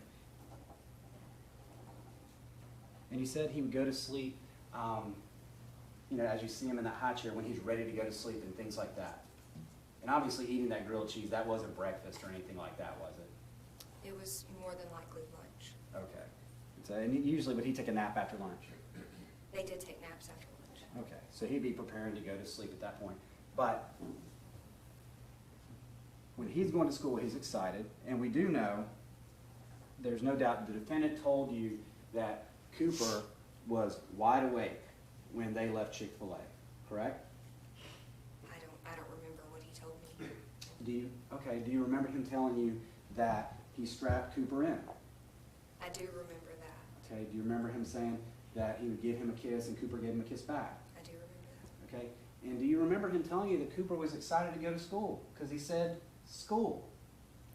I would have to look at the transcript to know for sure. I just don't remember that Okay. specifically. I'm sorry. Oh, that's okay, but if it was in that video, obviously that happened. If he told you the night of that Cooper, right before he left Chick-fil-A, had said to him, school, and was excited to go to school, you're not going to argue that that didn't happen if it's on the video, right?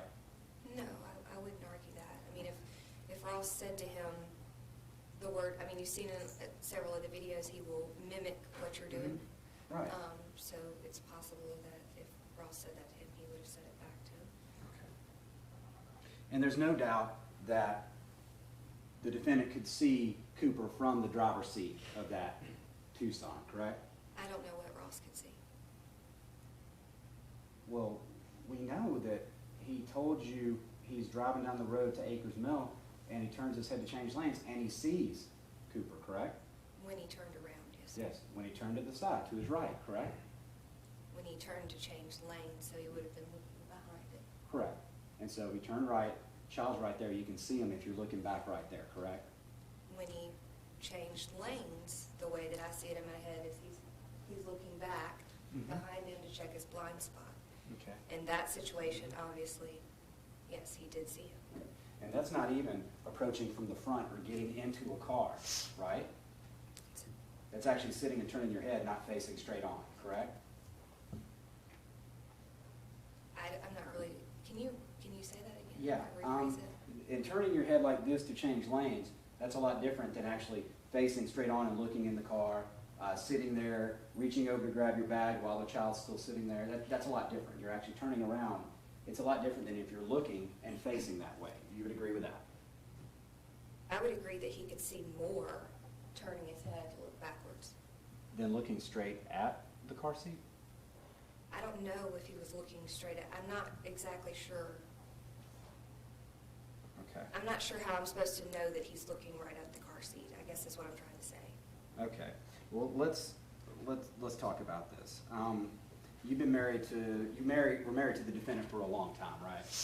Several 8 years. Yeah. And y'all were together longer than that, correct? We were together 2 years before we were married. And you filed for divorce right before, right in March of this year, correct? It was February of this year. February, okay. So almost 2 years after Cooper's death, correct? Year and a half, Yeah, almost 2 years? Close to the 2-year mark, Okay. 4 months away. So you probably knew Ross better than anybody in the world. You would agree with that? I knew him very well. Did you know anybody that knew him better?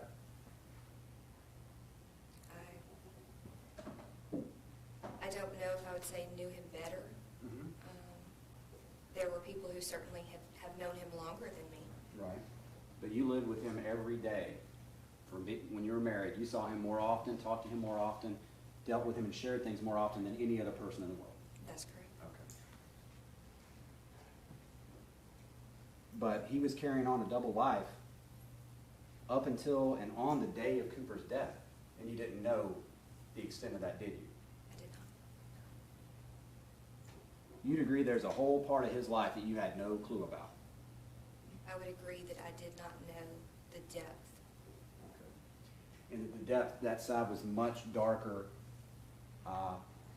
than anything you could have ever imagined, correct? I didn't think that he would cheat on me. Well, my question was, what he was actually doing and the life he was leading was much darker and much different than you ever could have imagined, correct? Hasn't answered. I don't believe she answered it, Judge. Oh, Could you ask it again? I'm sorry. Yes. That side, you never could have imagined how different and how much darker it was than what you had seen. I didn't know. I absolutely did not know.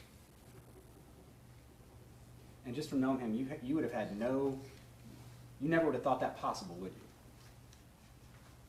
I knew that we had problems in our relationship that are linked to that. But I didn't know. Okay. I mean, I didn't know what he was doing. I mean, Right. I don't know how. Okay, and you saw the videos, and I mean, generally, as far as to you at home and everything, he was very loving to you, correct? Yes. Okay, he was very good to you? No, I wouldn't say that he was very good to me. He cheated on me. Well, as far as what you knew at the time, was he very good to you? Yes.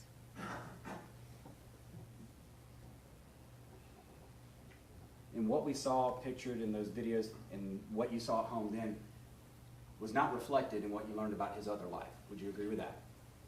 Those are two different worlds, what we saw there and then what he was carrying on. I believe that they're two separate issues. Well, that's not my question, ma'am. My question is, you would say that the life you found out he was living, I don't even know what you know exactly, but the life he was living on the side was in stark contrast to what we've seen in videos and what you saw at home. Would you agree with that? he wasn't a different person at home. I guess I'm not sure how to answer your question. I'm sorry. I just, Okay. he was, I mean, the way that he acted with me at home was not any different than the way that he acted other places. Okay. How about when he would go see prostitutes? I didn't know about that. And that's what I'm saying is, you know what he actually was doing at this point. You've been told to some degree he was seeing prostitutes, he was messaging underage women and things like that. You know that now. Right. That what you've heard of and what you've learned now, that is completely opposite than the defendant that you knew. Would you agree with that? I would agree that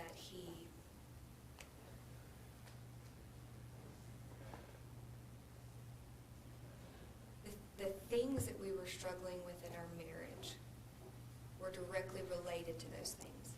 We had problems related to our sexual relationship. Those things were affecting that. So I can't sit here and say that I was absolutely shocked to find out that he had gone outside of our marriage. The degree. Okay. And the degree to which he went, would you not agree that that was a different person than he portrayed to you? I don't know if I would say it was a different person. Have you read the text messages that he sent to these other women? No. I have no reason to have read them. Okay. So, if he's saying foul things to a 15-year-old girl, you wouldn't think that that was something different than the way he portrayed himself to you? I think it's horrible.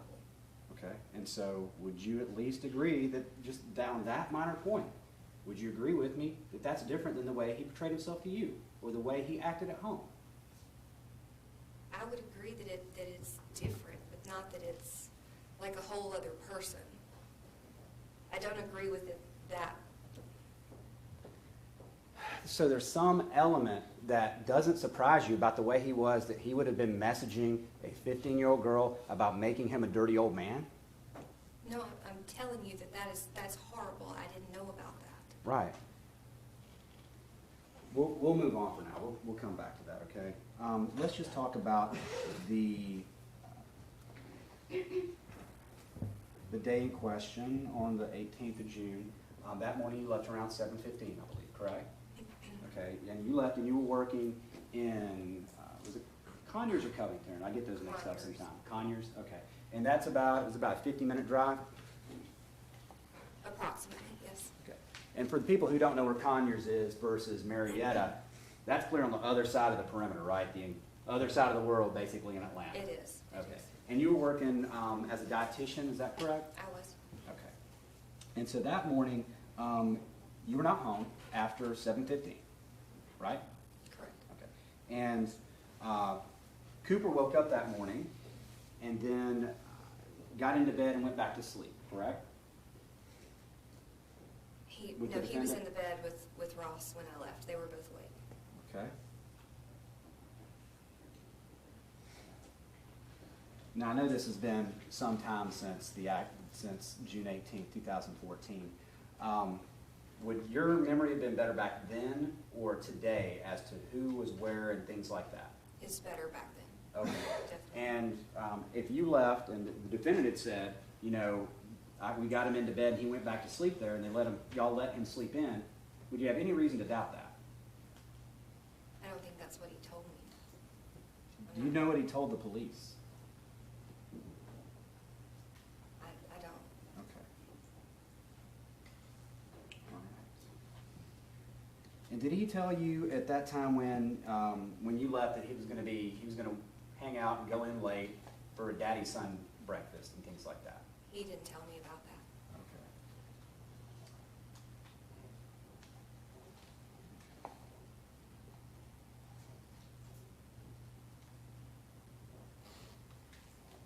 So you left everything seem normal, right?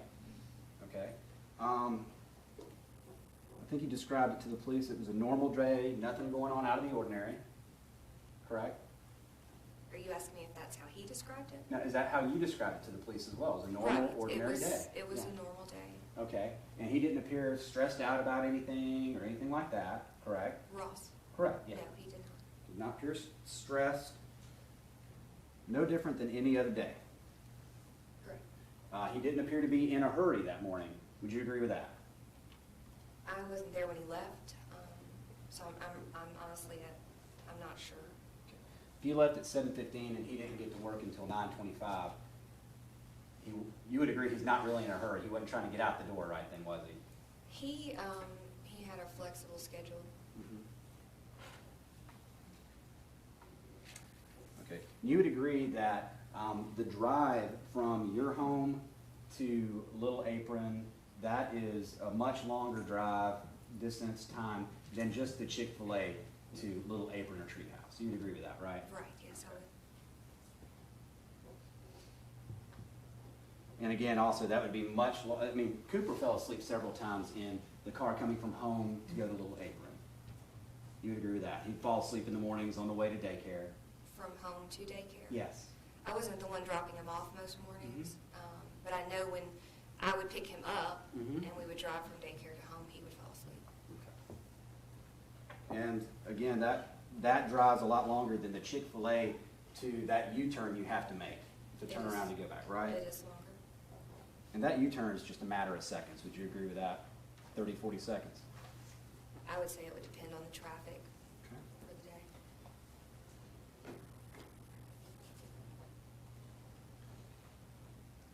And on that day, the defendant had decided to go see a movie with his friends the night before, correct? It wasn't,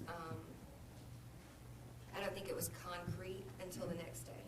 Okay. Have you had a chance, I know you reviewed several things before coming in here. Did you have a chance to review Google chats between the defendant and his buddies, Alex and Winston and things like that? No, Okay. You wouldn't have any reason to doubt the veracity of that or anything if those chats reflected they had decided the night before to go to a movie right after work.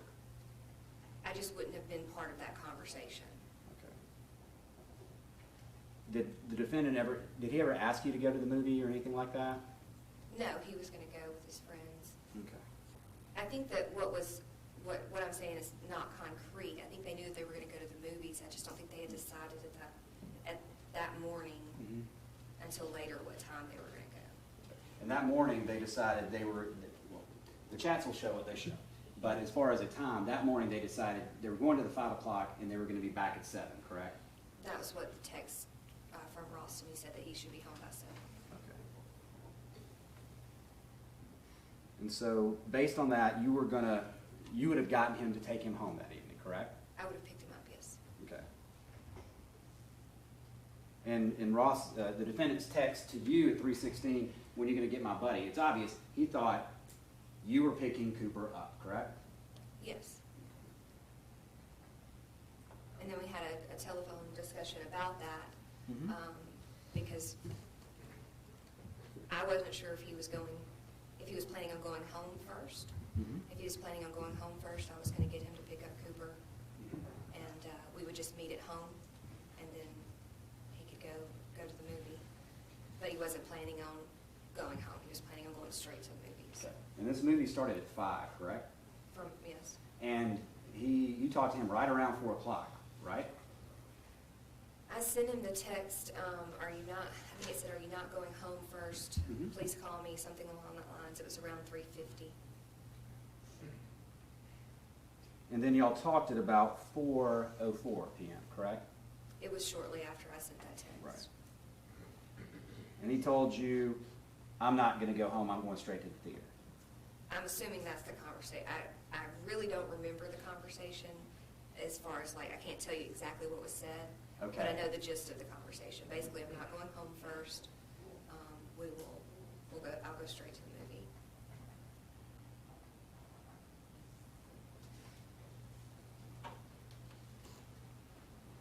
And this, I know you testified on direct that you guys didn't do a lot outside of hanging out with Cooper and doing stuff together and things like that. You remember that? That we did. That you did not do a lot outside. Most of y'all's time was spent with Cooper and hanging out as a family. We did a lot of things as a family. We did take a trip along the, Well, I mean, just generally on a day-to-day basis, I think on direct, you were saying, you know, it wasn't like y'all were going out a lot and things like that. we weren't, Let me ask you we this. did, we Okay, we go went ahead. out to dinner. If Mhm. we would go out to dinner and Cooper would go with us. Yeah, We weren't limited in any way as far as that's concerned. right. Now, you want to talk about going to a movie, that's a completely different thing, because you're talking about taking a toddler into a movie. And Absolutely. It's not, But as far as, I think on direct, what you were testifying to is the fact that it wasn't like he would go out all the time and leave you with Cooper, and you wouldn't go out all the time and leave him with Cooper. There was nothing like that. right, we did things together. Okay. Now, you would agree that you did have an argument with him about him going out too much and things like that and leaving you and Cooper? I wouldn't necessarily say it was like an argument, maybe just a disagreement. Okay? Is there Yes. a particular, There is. I'm going to show you what I've marked for identification purposes as State's Exhibit 934.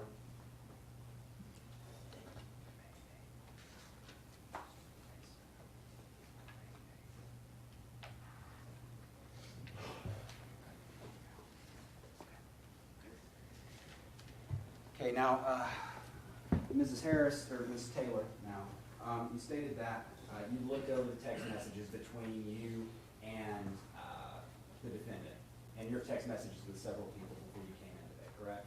I was able to see up until February Okay, and how were you able to see that? on my phone.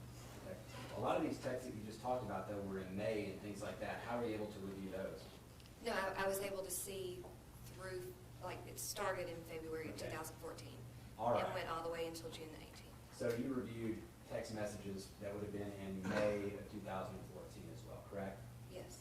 Okay. I'm going to show you State's Exhibit 934, and ask you if you recognize this. Just looking, I'll let you go ahead and read it. Okay. Just kind of starting around here, or just look at the whole thing and see if you recognize it from having reviewed that.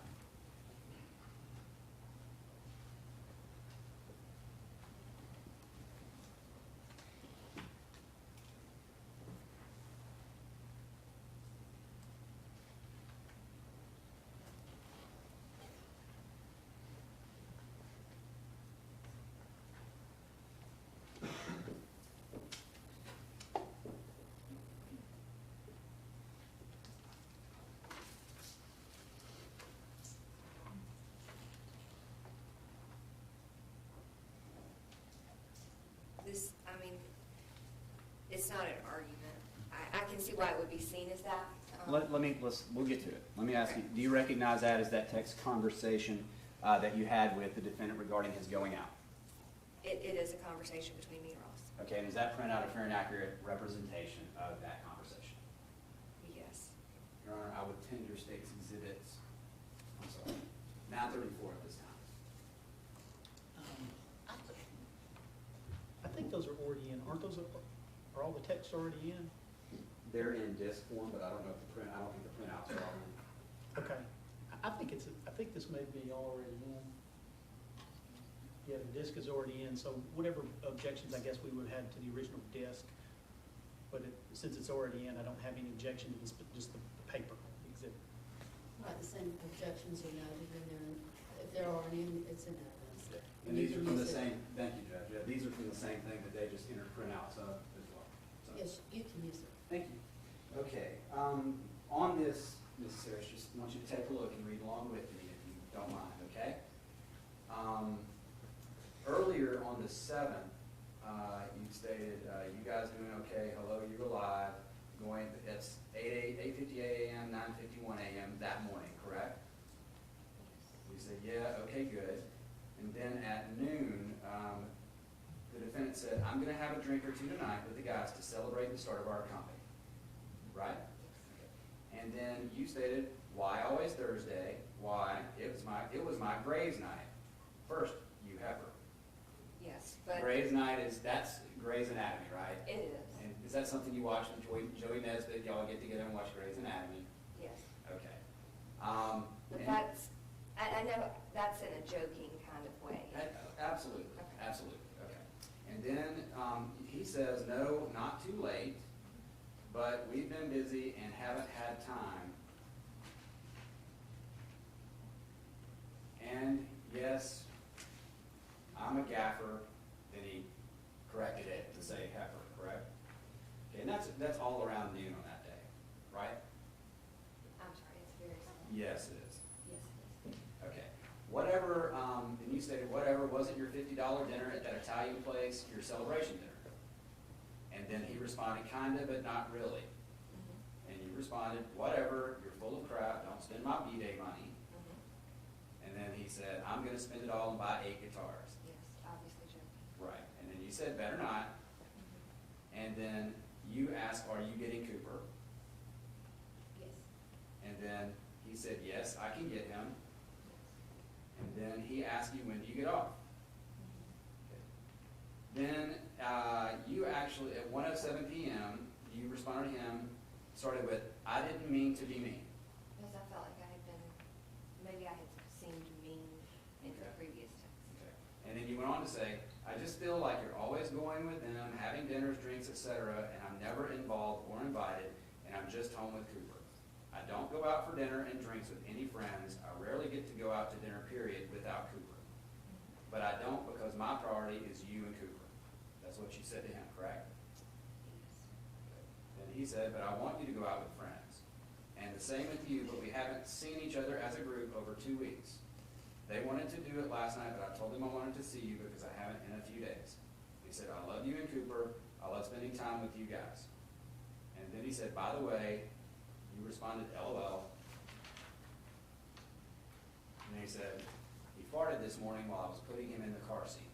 I almost threw up. I thought he pooped. That, how he responded, okay. I don't know the time frame of when the other started. It's a completely different conversation. Okay. He had been starting up his business with his friends, so they were spending time doing that. Right. So that's what I was referring to in that period of time. Okay. Well, you would agree, though, that you voiced concern that you were being not invited to do things and staying with Cooper, and you told him because your priority was Cooper and him, right? I did say that. Okay. You know, while we're kind of on that topic, I'm going to turn your attention to May 30th into May 31st of 2014. Do you remember a time or back then the defendant going to help his friends move and things of that nature? I do. Okay. And you remember that was a few days before you were going to be leaving on that trip to go to Alabama. Right. Okay. And do you remember him staying out later and you wondering where he was and him saying, oh, I'm doing this, I'm doing that, I'm dropping Winston off, I'm going to go get some food or something like that? Mm-hmm. You saw those. I think it was meat. Was it meat for dinner that night? I think so. I think that's what it was. Pretty good memory there. And you obviously by now know what he was doing, right? Okay, let's start with this. Looking at State's Exhibit 639, just, this has already been admitted, just for the record, Judge. Yes, sir. Looking at this, is this a text message again between you, your phone number, and the defendant and his phone number? And this is dated May 31st, 2014. Right. Okay. And does this look like the conversation where he talks about looking at, let's start at 1:55 p.m., he says, moving sucks. Although a small Penske parking that thing in Midtown, holy crap. And then he said he's going to be at Alex's pool. All right, at 2:33 p.m., you ask, well, when are you coming home? It kind of sucks spending the whole day alone. And then at 2:34 p.m., mid-afternoon, he says very shortly. Is that correct? Yes. Okay.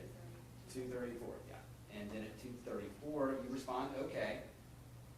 And then you said, we may go back, I'm thinking we may go back down to the pool. Glorious nap time is over at 2:46 p.m.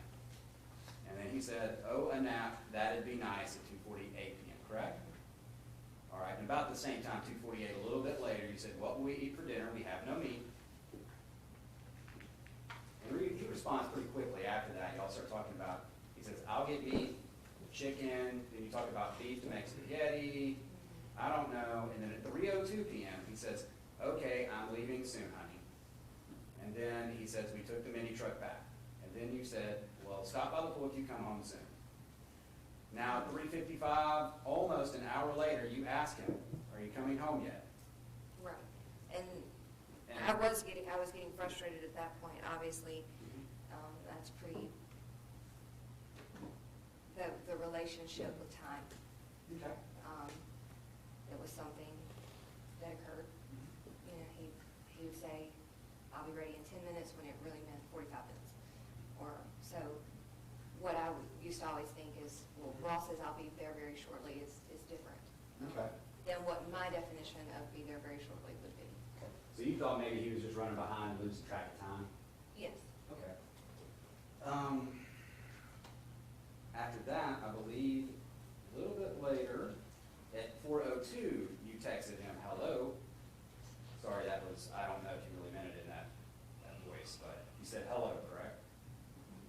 Okay, because he hadn't responded, and then he said, yep, about to leave, going to my car at 4:02, and at 4:34, he says, just dropped Winston off, want to get beef, and you said, okay, and then at 4:36, you say, please tell me you aren't playing tomorrow.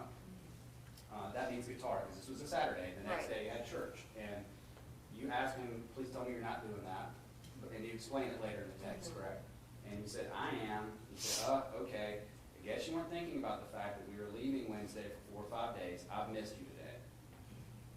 And that's 4:38. And then 5:01, he says, or you say, and also, if you would like crescent rolls, Cooper says please. And he says, 5:01, LOL, okay. 5:33, he says, leaving store in second. 5:33, he asks anything else. You say, nah, about the same time. He says, okay, about the same time. Okay. So during that time that afternoon, he tells you he's doing all this stuff. He's with Winston and things of that nature. Did you know that was the afternoon he actually called a prostitute and went to have sex with her instead of being at home with you and Cooper? I didn't know that. I didn't know that then. Did you know that before you came in here today, that instead of that, that's what had happened? I knew that he had seen a prostitute. I didn't know the exact date. Okay, you didn't know it was actually during the time you were basically asking him to come back and spend time with you two because you were leaving town. Right, I didn't know. Okay. So you'd agree he was choosing that life over spending time with you and Cooper on that day. That day. Okay. And that's about a little over 2 weeks from Cooper's death. Would you agree with that? It was. Okay.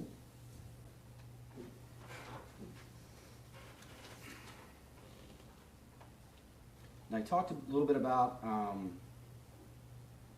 the defendant's, his work schedule is pretty flexible, right?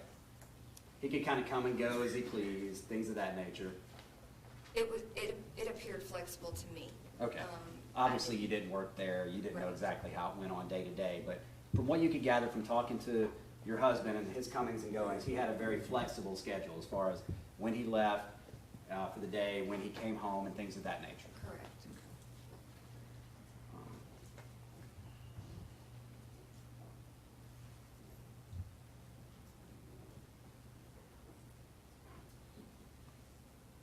Now, Chick-fil-A, we talked a little bit about the routine and things like that. And I know you said that the defendant had, I guess, a tendency to exaggerate. Right. And I think he was kind of within the same question about his routine and things like that. And you were asked questions about how often he would take Cooper to Chick-fil-A for daddy, son, things like that. You remember that line of questioning? From the detective? From the defense attorney on direct. You remember Yes. him asking you those questions? Yes. Okay. And you know the defendant said that he went 2 or 3 times a month. That's what he told the police. Okay. Did you know that? I have not, I can barely remember what happened to me that day. I can't keep up with everything that he said that day. Okay. Have you watched his interviews and things like that? No. Okay. You haven't watched any of his interactions or videos of him at any point from the discovery?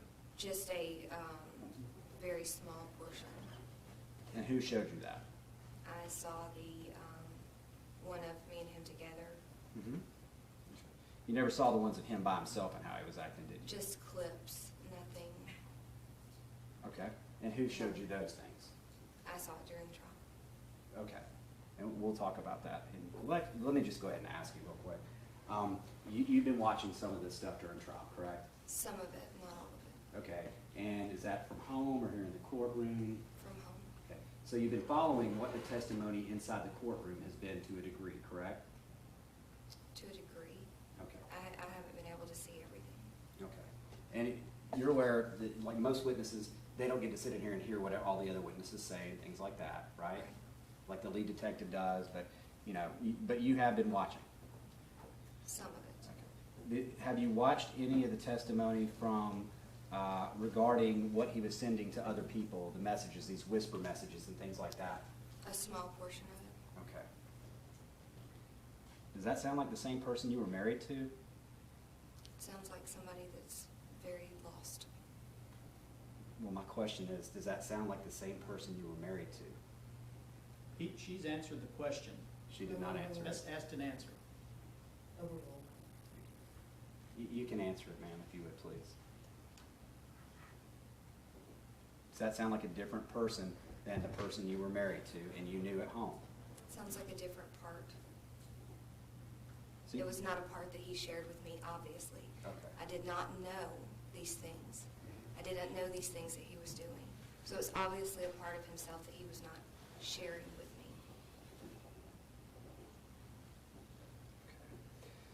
Back to the Chick-fil-A, you talked to the police as well back on June 18th, 2014, right? Right. Okay, and you told them at the time that defendant would take Cooper about every 2 weeks to Chick-fil-A. Didn't That you? was what I said that day, yes. Yes, okay. And your memory was better that day than it is now, correct? As far as that was concerned, I honestly don't know as far as that was concerned. I wasn't the one taking him to Chick-fil-A. But that, as far as your memory would be today, your memory or your estimation of how often he would take Cooper to Chick-fil-A in the mornings was probably a better memory of that back then than today. You would agree with that? I think that it was a guess then, and it would be a guess now for me to say how often he took Cooper to Chick-fil-A. But those were your words back then, correct? It was. I was under a lot of stress, obviously.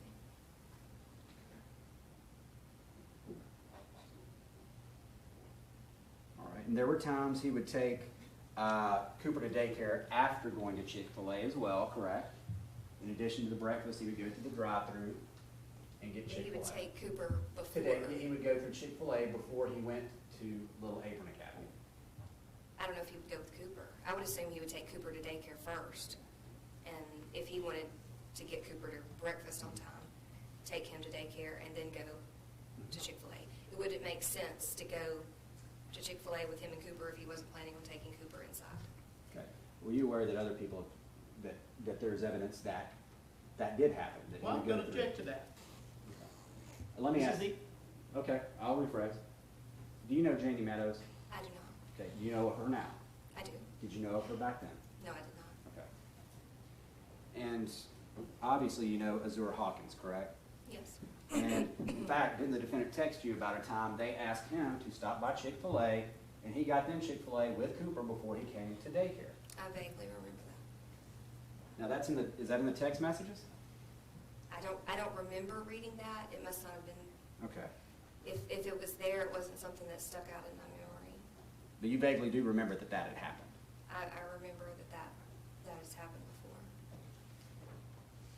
I don't know if it happened often or if it just happened on one occasion.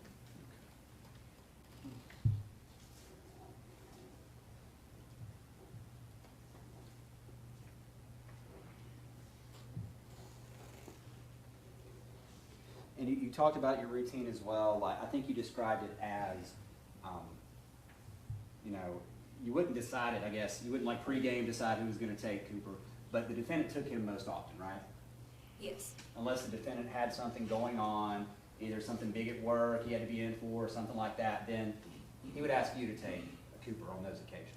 Yeah, if I was going to work later that day than him, then I would take Cooper.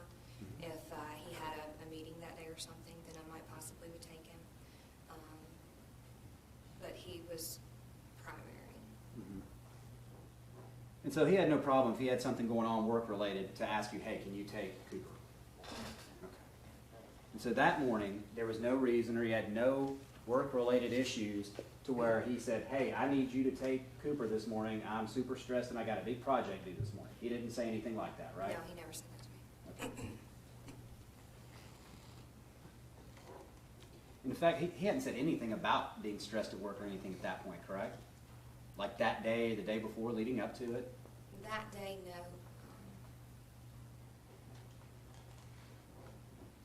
And we'll talk about it in a minute. He was unhappy at his job, right? He was not as fulfilled as he would like to be. Would that be unhappy? He enjoyed the work that he did. I think that he was Judge, just... I'm going to object at this point to, I think she'd finished her answer. Now it's non-responsive. She's just talking. Yes, ask your next question. Thank you.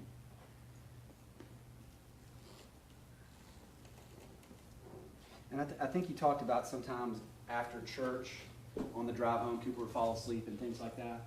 Yes. Okay. In church, I went to church on the Marietta Square, right? Yes. And that's not like right next door to your y'all's home, correct? I'm not sure the exact distance, but no, it's not. It's About how long did it take to get there? Depending on traffic, 10 minutes. Okay. And that would be after lunch? It would depend on the service that we went to. Mm-hmm. It could possibly be before lunch, or it could have been after lunch. Okay. And as we talked about before, that's a lot longer than going from Chick-fil-A to Little Aprons or Treehouse, correct? Correct.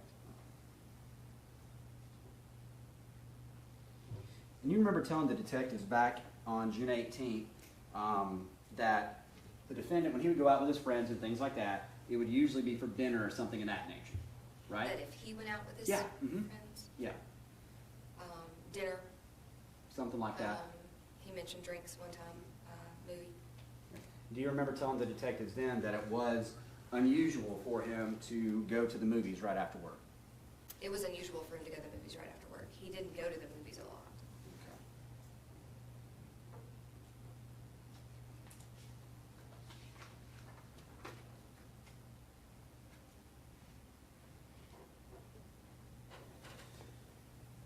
All right. Now, just one thing you'd mentioned to the jury that the defendant was very absent-minded. I think you used that term, or the defense attorney used that term and you agreed with him, that the defendant was absent-minded. I would say that at times he could be absent-minded. Okay. And the example you gave was him forgetting to or deposit a check, is that right? I think that was just an example. Okay. As And far as money is concerned. And you never told the detectives back when you talked to him back in 2018, or excuse me, June 18th, 2014, that your husband was absent-minded in any way, did you? I didn't say those words, no. I don't know. I don't know my exact words. Did you watched the interviews, your own interviews, correct? I've watched it, and I've read the transcript of it, but Mhm. it's long, and a lot of it I don't remember. How recently did you watch it? I really don't know. I don't have a time frame for you. I mean, like a couple of weeks, a couple of months? It was more than a couple of months. Okay. And who did you watch it with? Maddox Gilbert, Okay, the defendant's attorney. yes. Okay. Did he point out specific things in there to pay attention to during the interview? I don't recall that. Is it possible he did? It's possible. And you can't sit here right now and say there's any point where you even insinuated the defendant was absent-minded in that interview, can you? The only time that I would have insinuated it was when he asked me what I thought happened. And that, you said you thought Cooper fell asleep. I said I thought Cooper fell asleep and Ross got distracted. And you don't know what he was doing in that car that morning, do you? No, I don't. They asked me what I thought, and I told them.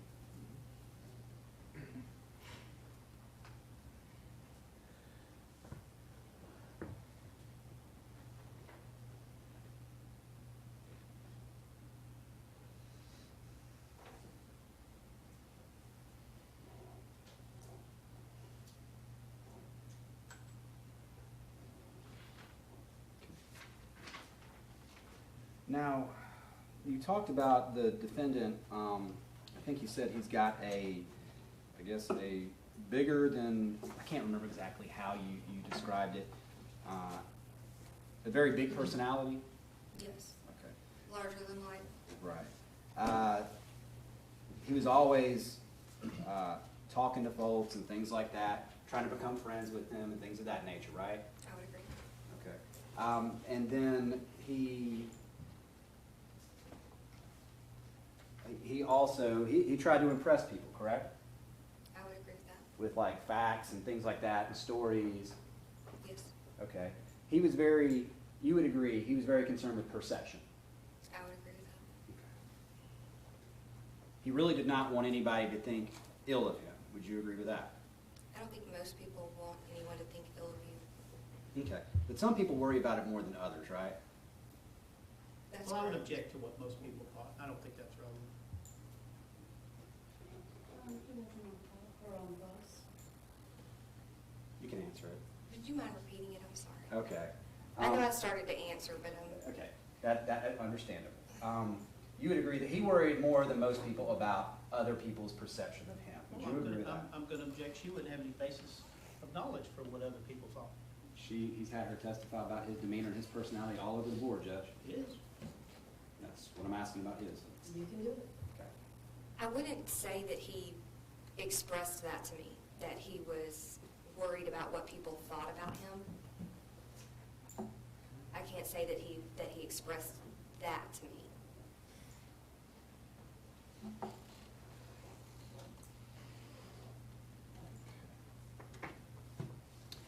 Move on to another topic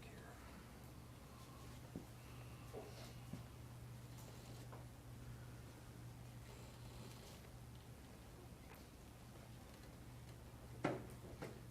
Kind of in that vein, were you in a relationship with him when he worked for Tuscaloosa Police Department?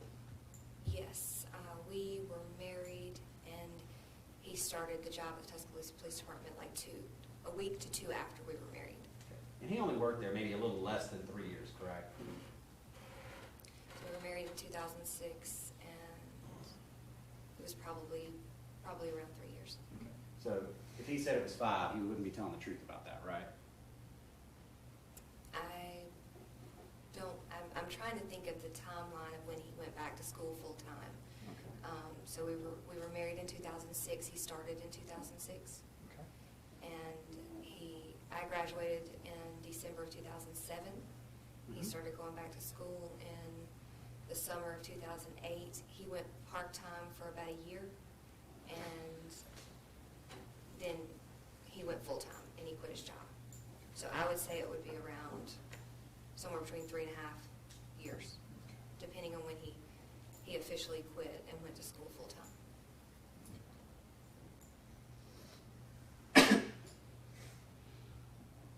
Okay, just back a couple of questions on his personality. You said he's got a big personality. When, kind of within the home, would he make decisions and things like that? Was he kind of more running the show, or how did that happen as far as decision making? No, we did it together. Mhm. It was something, as far as big decisions, we talked about it. And you said he was happy-go-lucky all the time, like always in a good mood, things like that? That was the difference in our personalities. He was more just kind of go with the flow, and I was a little more structured. And I believe you stated that when he was uncomfortable, he might overcompensate and things like that. Yes.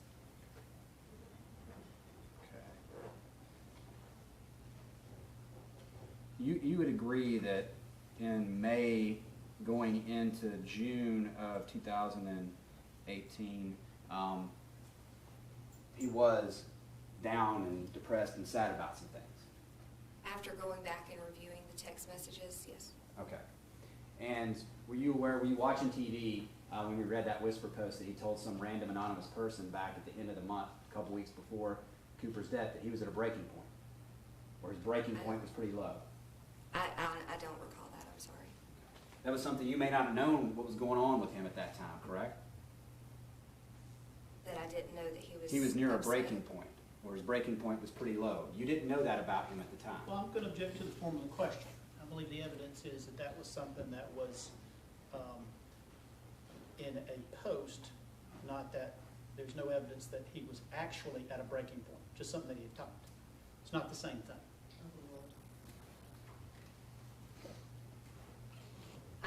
He told a random person that he was at a breaking point. Did you know that he I'm was going to at? object. That is not the evidence. That's a mischaracterization of the evidence. What do you say? I say the whisper says his breaking point was pretty low right now. That's what he told another person. He's rephrased it correctly. You can ask. And I did it several times before that. Thank you. You can ask. Thank you. So, did you know that his breaking point, did he ever tell you his breaking point was pretty low? It was pretty low, meaning he was getting to a breaking point? Is that- Yes. Did you know that? Did he ever tell you that in the couple of weeks before Cooper's death? No. Let's talk a little bit about the marital, kind of the relationship there. You talked about the fact that you had caught him doing things several times over the years, correct? First it was pornography. Well, he came to me with that, so I didn't Okay. catch him with that. Okay. And what sparked that for him to go to you? Talking with a buddy, I think, right? I think he called the buddy about it. Mhm. I think that he was feeling that he had a problem with something, and he wanted to talk to somebody. Right, and this was nothing about infidelity or anything like that, correct? No. Okay. And then, you caught him several times, because then I guess, again, it was, 2010, that you saw a message from him asking for photographs from another woman? Yes. Okay. And even with that, obviously, y'all talked about it, and you didn't leave him or anything like that, right? No. I was I very think- angry. And I think that's the time you wanted him to actually leave, correct? That's correct. And he refused to leave. He didn't want to leave me. Did you tell him you wanted him to leave you? Did you tell him you wanted to leave? I remember from the bathroom Mhm. where I had shut myself up in that I asked him to please leave. I want you to leave. I want you to go. I didn't want to see him. Right. What was his explanation for it? What did he tell you was going on with the messaging another person, asking them for photographs? I can't remember the exact explanation. It was, I think the conversation went down, a path of, I thought that we had, first of all, I thought that it was just pornography. Now you're talking to another woman. Basically, this has to stop. And so it was kind of one of those things that I guess we discussed, that it started off as one thing and progressed to something else. All right. And so you would agree that messaging an actual other person and asking for photographs, and that's a whole different ballgame than looking at pornography. I've never done anything like that. I don't know how I would see it in my head. I could see how somebody would go down that path. Did you see it as a difference back then? Like, he is escalating, going from looking at pornography to now messaging other women. Well, yes, it is escalating. It's increasing in problem. Right. And so this is involving real people now. And I believe you told your friend before that, you never believe, he would never commit adultery or anything. You remember telling that to people? Telling that to Angie Bond? I didn't think that he would have an affair, Yeah. a physical affair. Okay. But he did, as we found out. Correct? As I found out, yes. Okay. And that, did he tell you he was sorry or explain the relationship with this person back in 2010, like how he met her, anything like that? I can't remember if we got into how he got in that situation, but he was very, very apologetic, very sorry, very upset about it. He knew he'd messed up. That's when we started seeing our pastor at the time for counseling. Did he tell you who the person was? He didn't know the person. Okay. As far as I understood it, it was just kind of a random thing. Okay. Did he tell you how he met her, like on an application or the internet or anything like that? It was some kind of internet. But you don't I don't. remember exactly what it was, correct? I don't, I'm Okay. sorry. All right.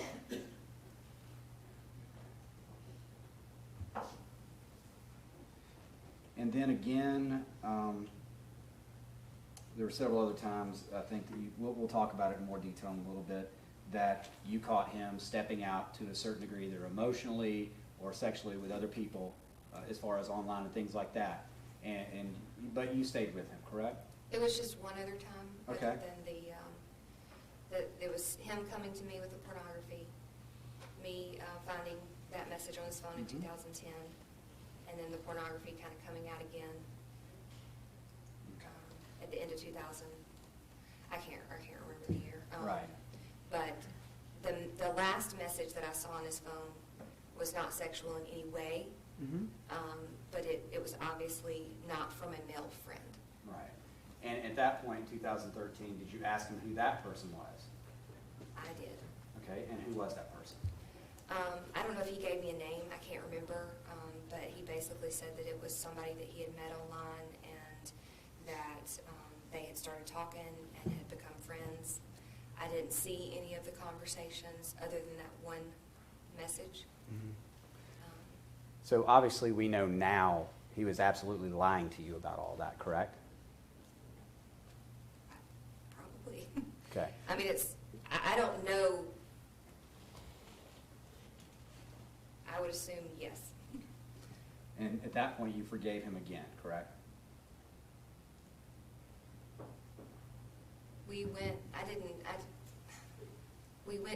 in counseling at that time. So We were trying to work through these problems that we had. Uh-huh. And so that came up, and we went immediately to the therapist and talked to him about it. Our goal was always to try to save our marriage if we could. Mm-hmm. And so that was the goal of our counselor. It was our goal as well. Did So he- I guess sorry, you go can, ahead. I'm sorry, I guess you can say, yes, I did forgive him. Mhm. But at that, I didn't know that he was lying to me, obviously. And did he make assurances to you that I'm not that type of person, it's nothing more than this? Did he give you those types of assurances as well during counseling and otherwise? Of course he did, because he Yeah. knew if he had cheated on me, I would have left him. And I think you stated that you actually asked him, if you want to leave, you can leave, correct? If you want to divorce me, you can divorce me. I asked him if he wanted a divorce, I would give it to him. Okay. So you kind of put the ball in his court. You would agree with that? Basically, if you don't want to be married anymore, Mm-hmm. I will let you out. Okay. We can get divorced, and you can go. Right. And so that was back in, what was that, summer of 2013? August? I don't know an exact time. Mhm. It was after the last thing that I saw on his phone. Okay. And you said that to him, and basically, would you say that you put the ball in his court, it was his decision to leave the marriage or not? Right. Okay. You at no time said, I'm leaving the marriage. You were staying in it, correct? I didn't have, I didn't feel like at that point in time I had, not to say a reason to. You're talking about breaking points. Mm-hmm. My breaking point would have been a physical affair. Okay. If I had known he had been having affairs, I would have left him. And your breaking point in this case was about when you finally decided to file for divorce. That was this year, correct? Yes, the divorce was filed this year. And it was long after you had learned about his extramarital affairs and things like that, correct? It wasn't very long after. There were, I can't tell you when I learned about his extramarital affairs. Okay. You knew soon after this case, after your son died, within a couple of weeks, you knew that he had been messaging numerous women, at least 6 other women on the day of Cooper's death, correct? And sexting with them and things like that. You did know Are that, you correct? referring to what came out in the probable cause hearing? Anytime around then, yes. You found out post probable cause hearing, you knew that, correct? There were things said in the probable cause hearing, yes. Okay, so the There were answer would also be things yes. I'm said- gonna object. Judge, Let her this answer. is- I'm gonna object because she's got the right to answer the question. The problem is she's not answering the question, Judge. I'm The going, an- I'm sorry. Everybody stop, ask the question. Okay, it's very simple. It's a yes or no. Just ask the question. After July 3rd, you learned that the defendant was carrying on the day of Cooper's death, at least 6 conversations sexually with other women. You learned that, correct? That's a yes or a no. Yes. Okay. And are you saying that you didn't learn until right before you filed for divorce that he was actually carrying on actual relationships with other women? I had a lot to process Yes, in a ma'am. very, very short period of time. I don't remember exactly when I learned Mm-hmm. what had happened. Right. It took me a while to process it. Did I file for divorce immediately after finding out about it? No, I didn't. If that's what you're asking Yeah, asking me. and not just right after, it was, you didn't file for divorce. Right after, if you found out in July, you were still visiting him and seeing him and things like that, well up until this year, correct? I didn't know what to believe. Okay. All right.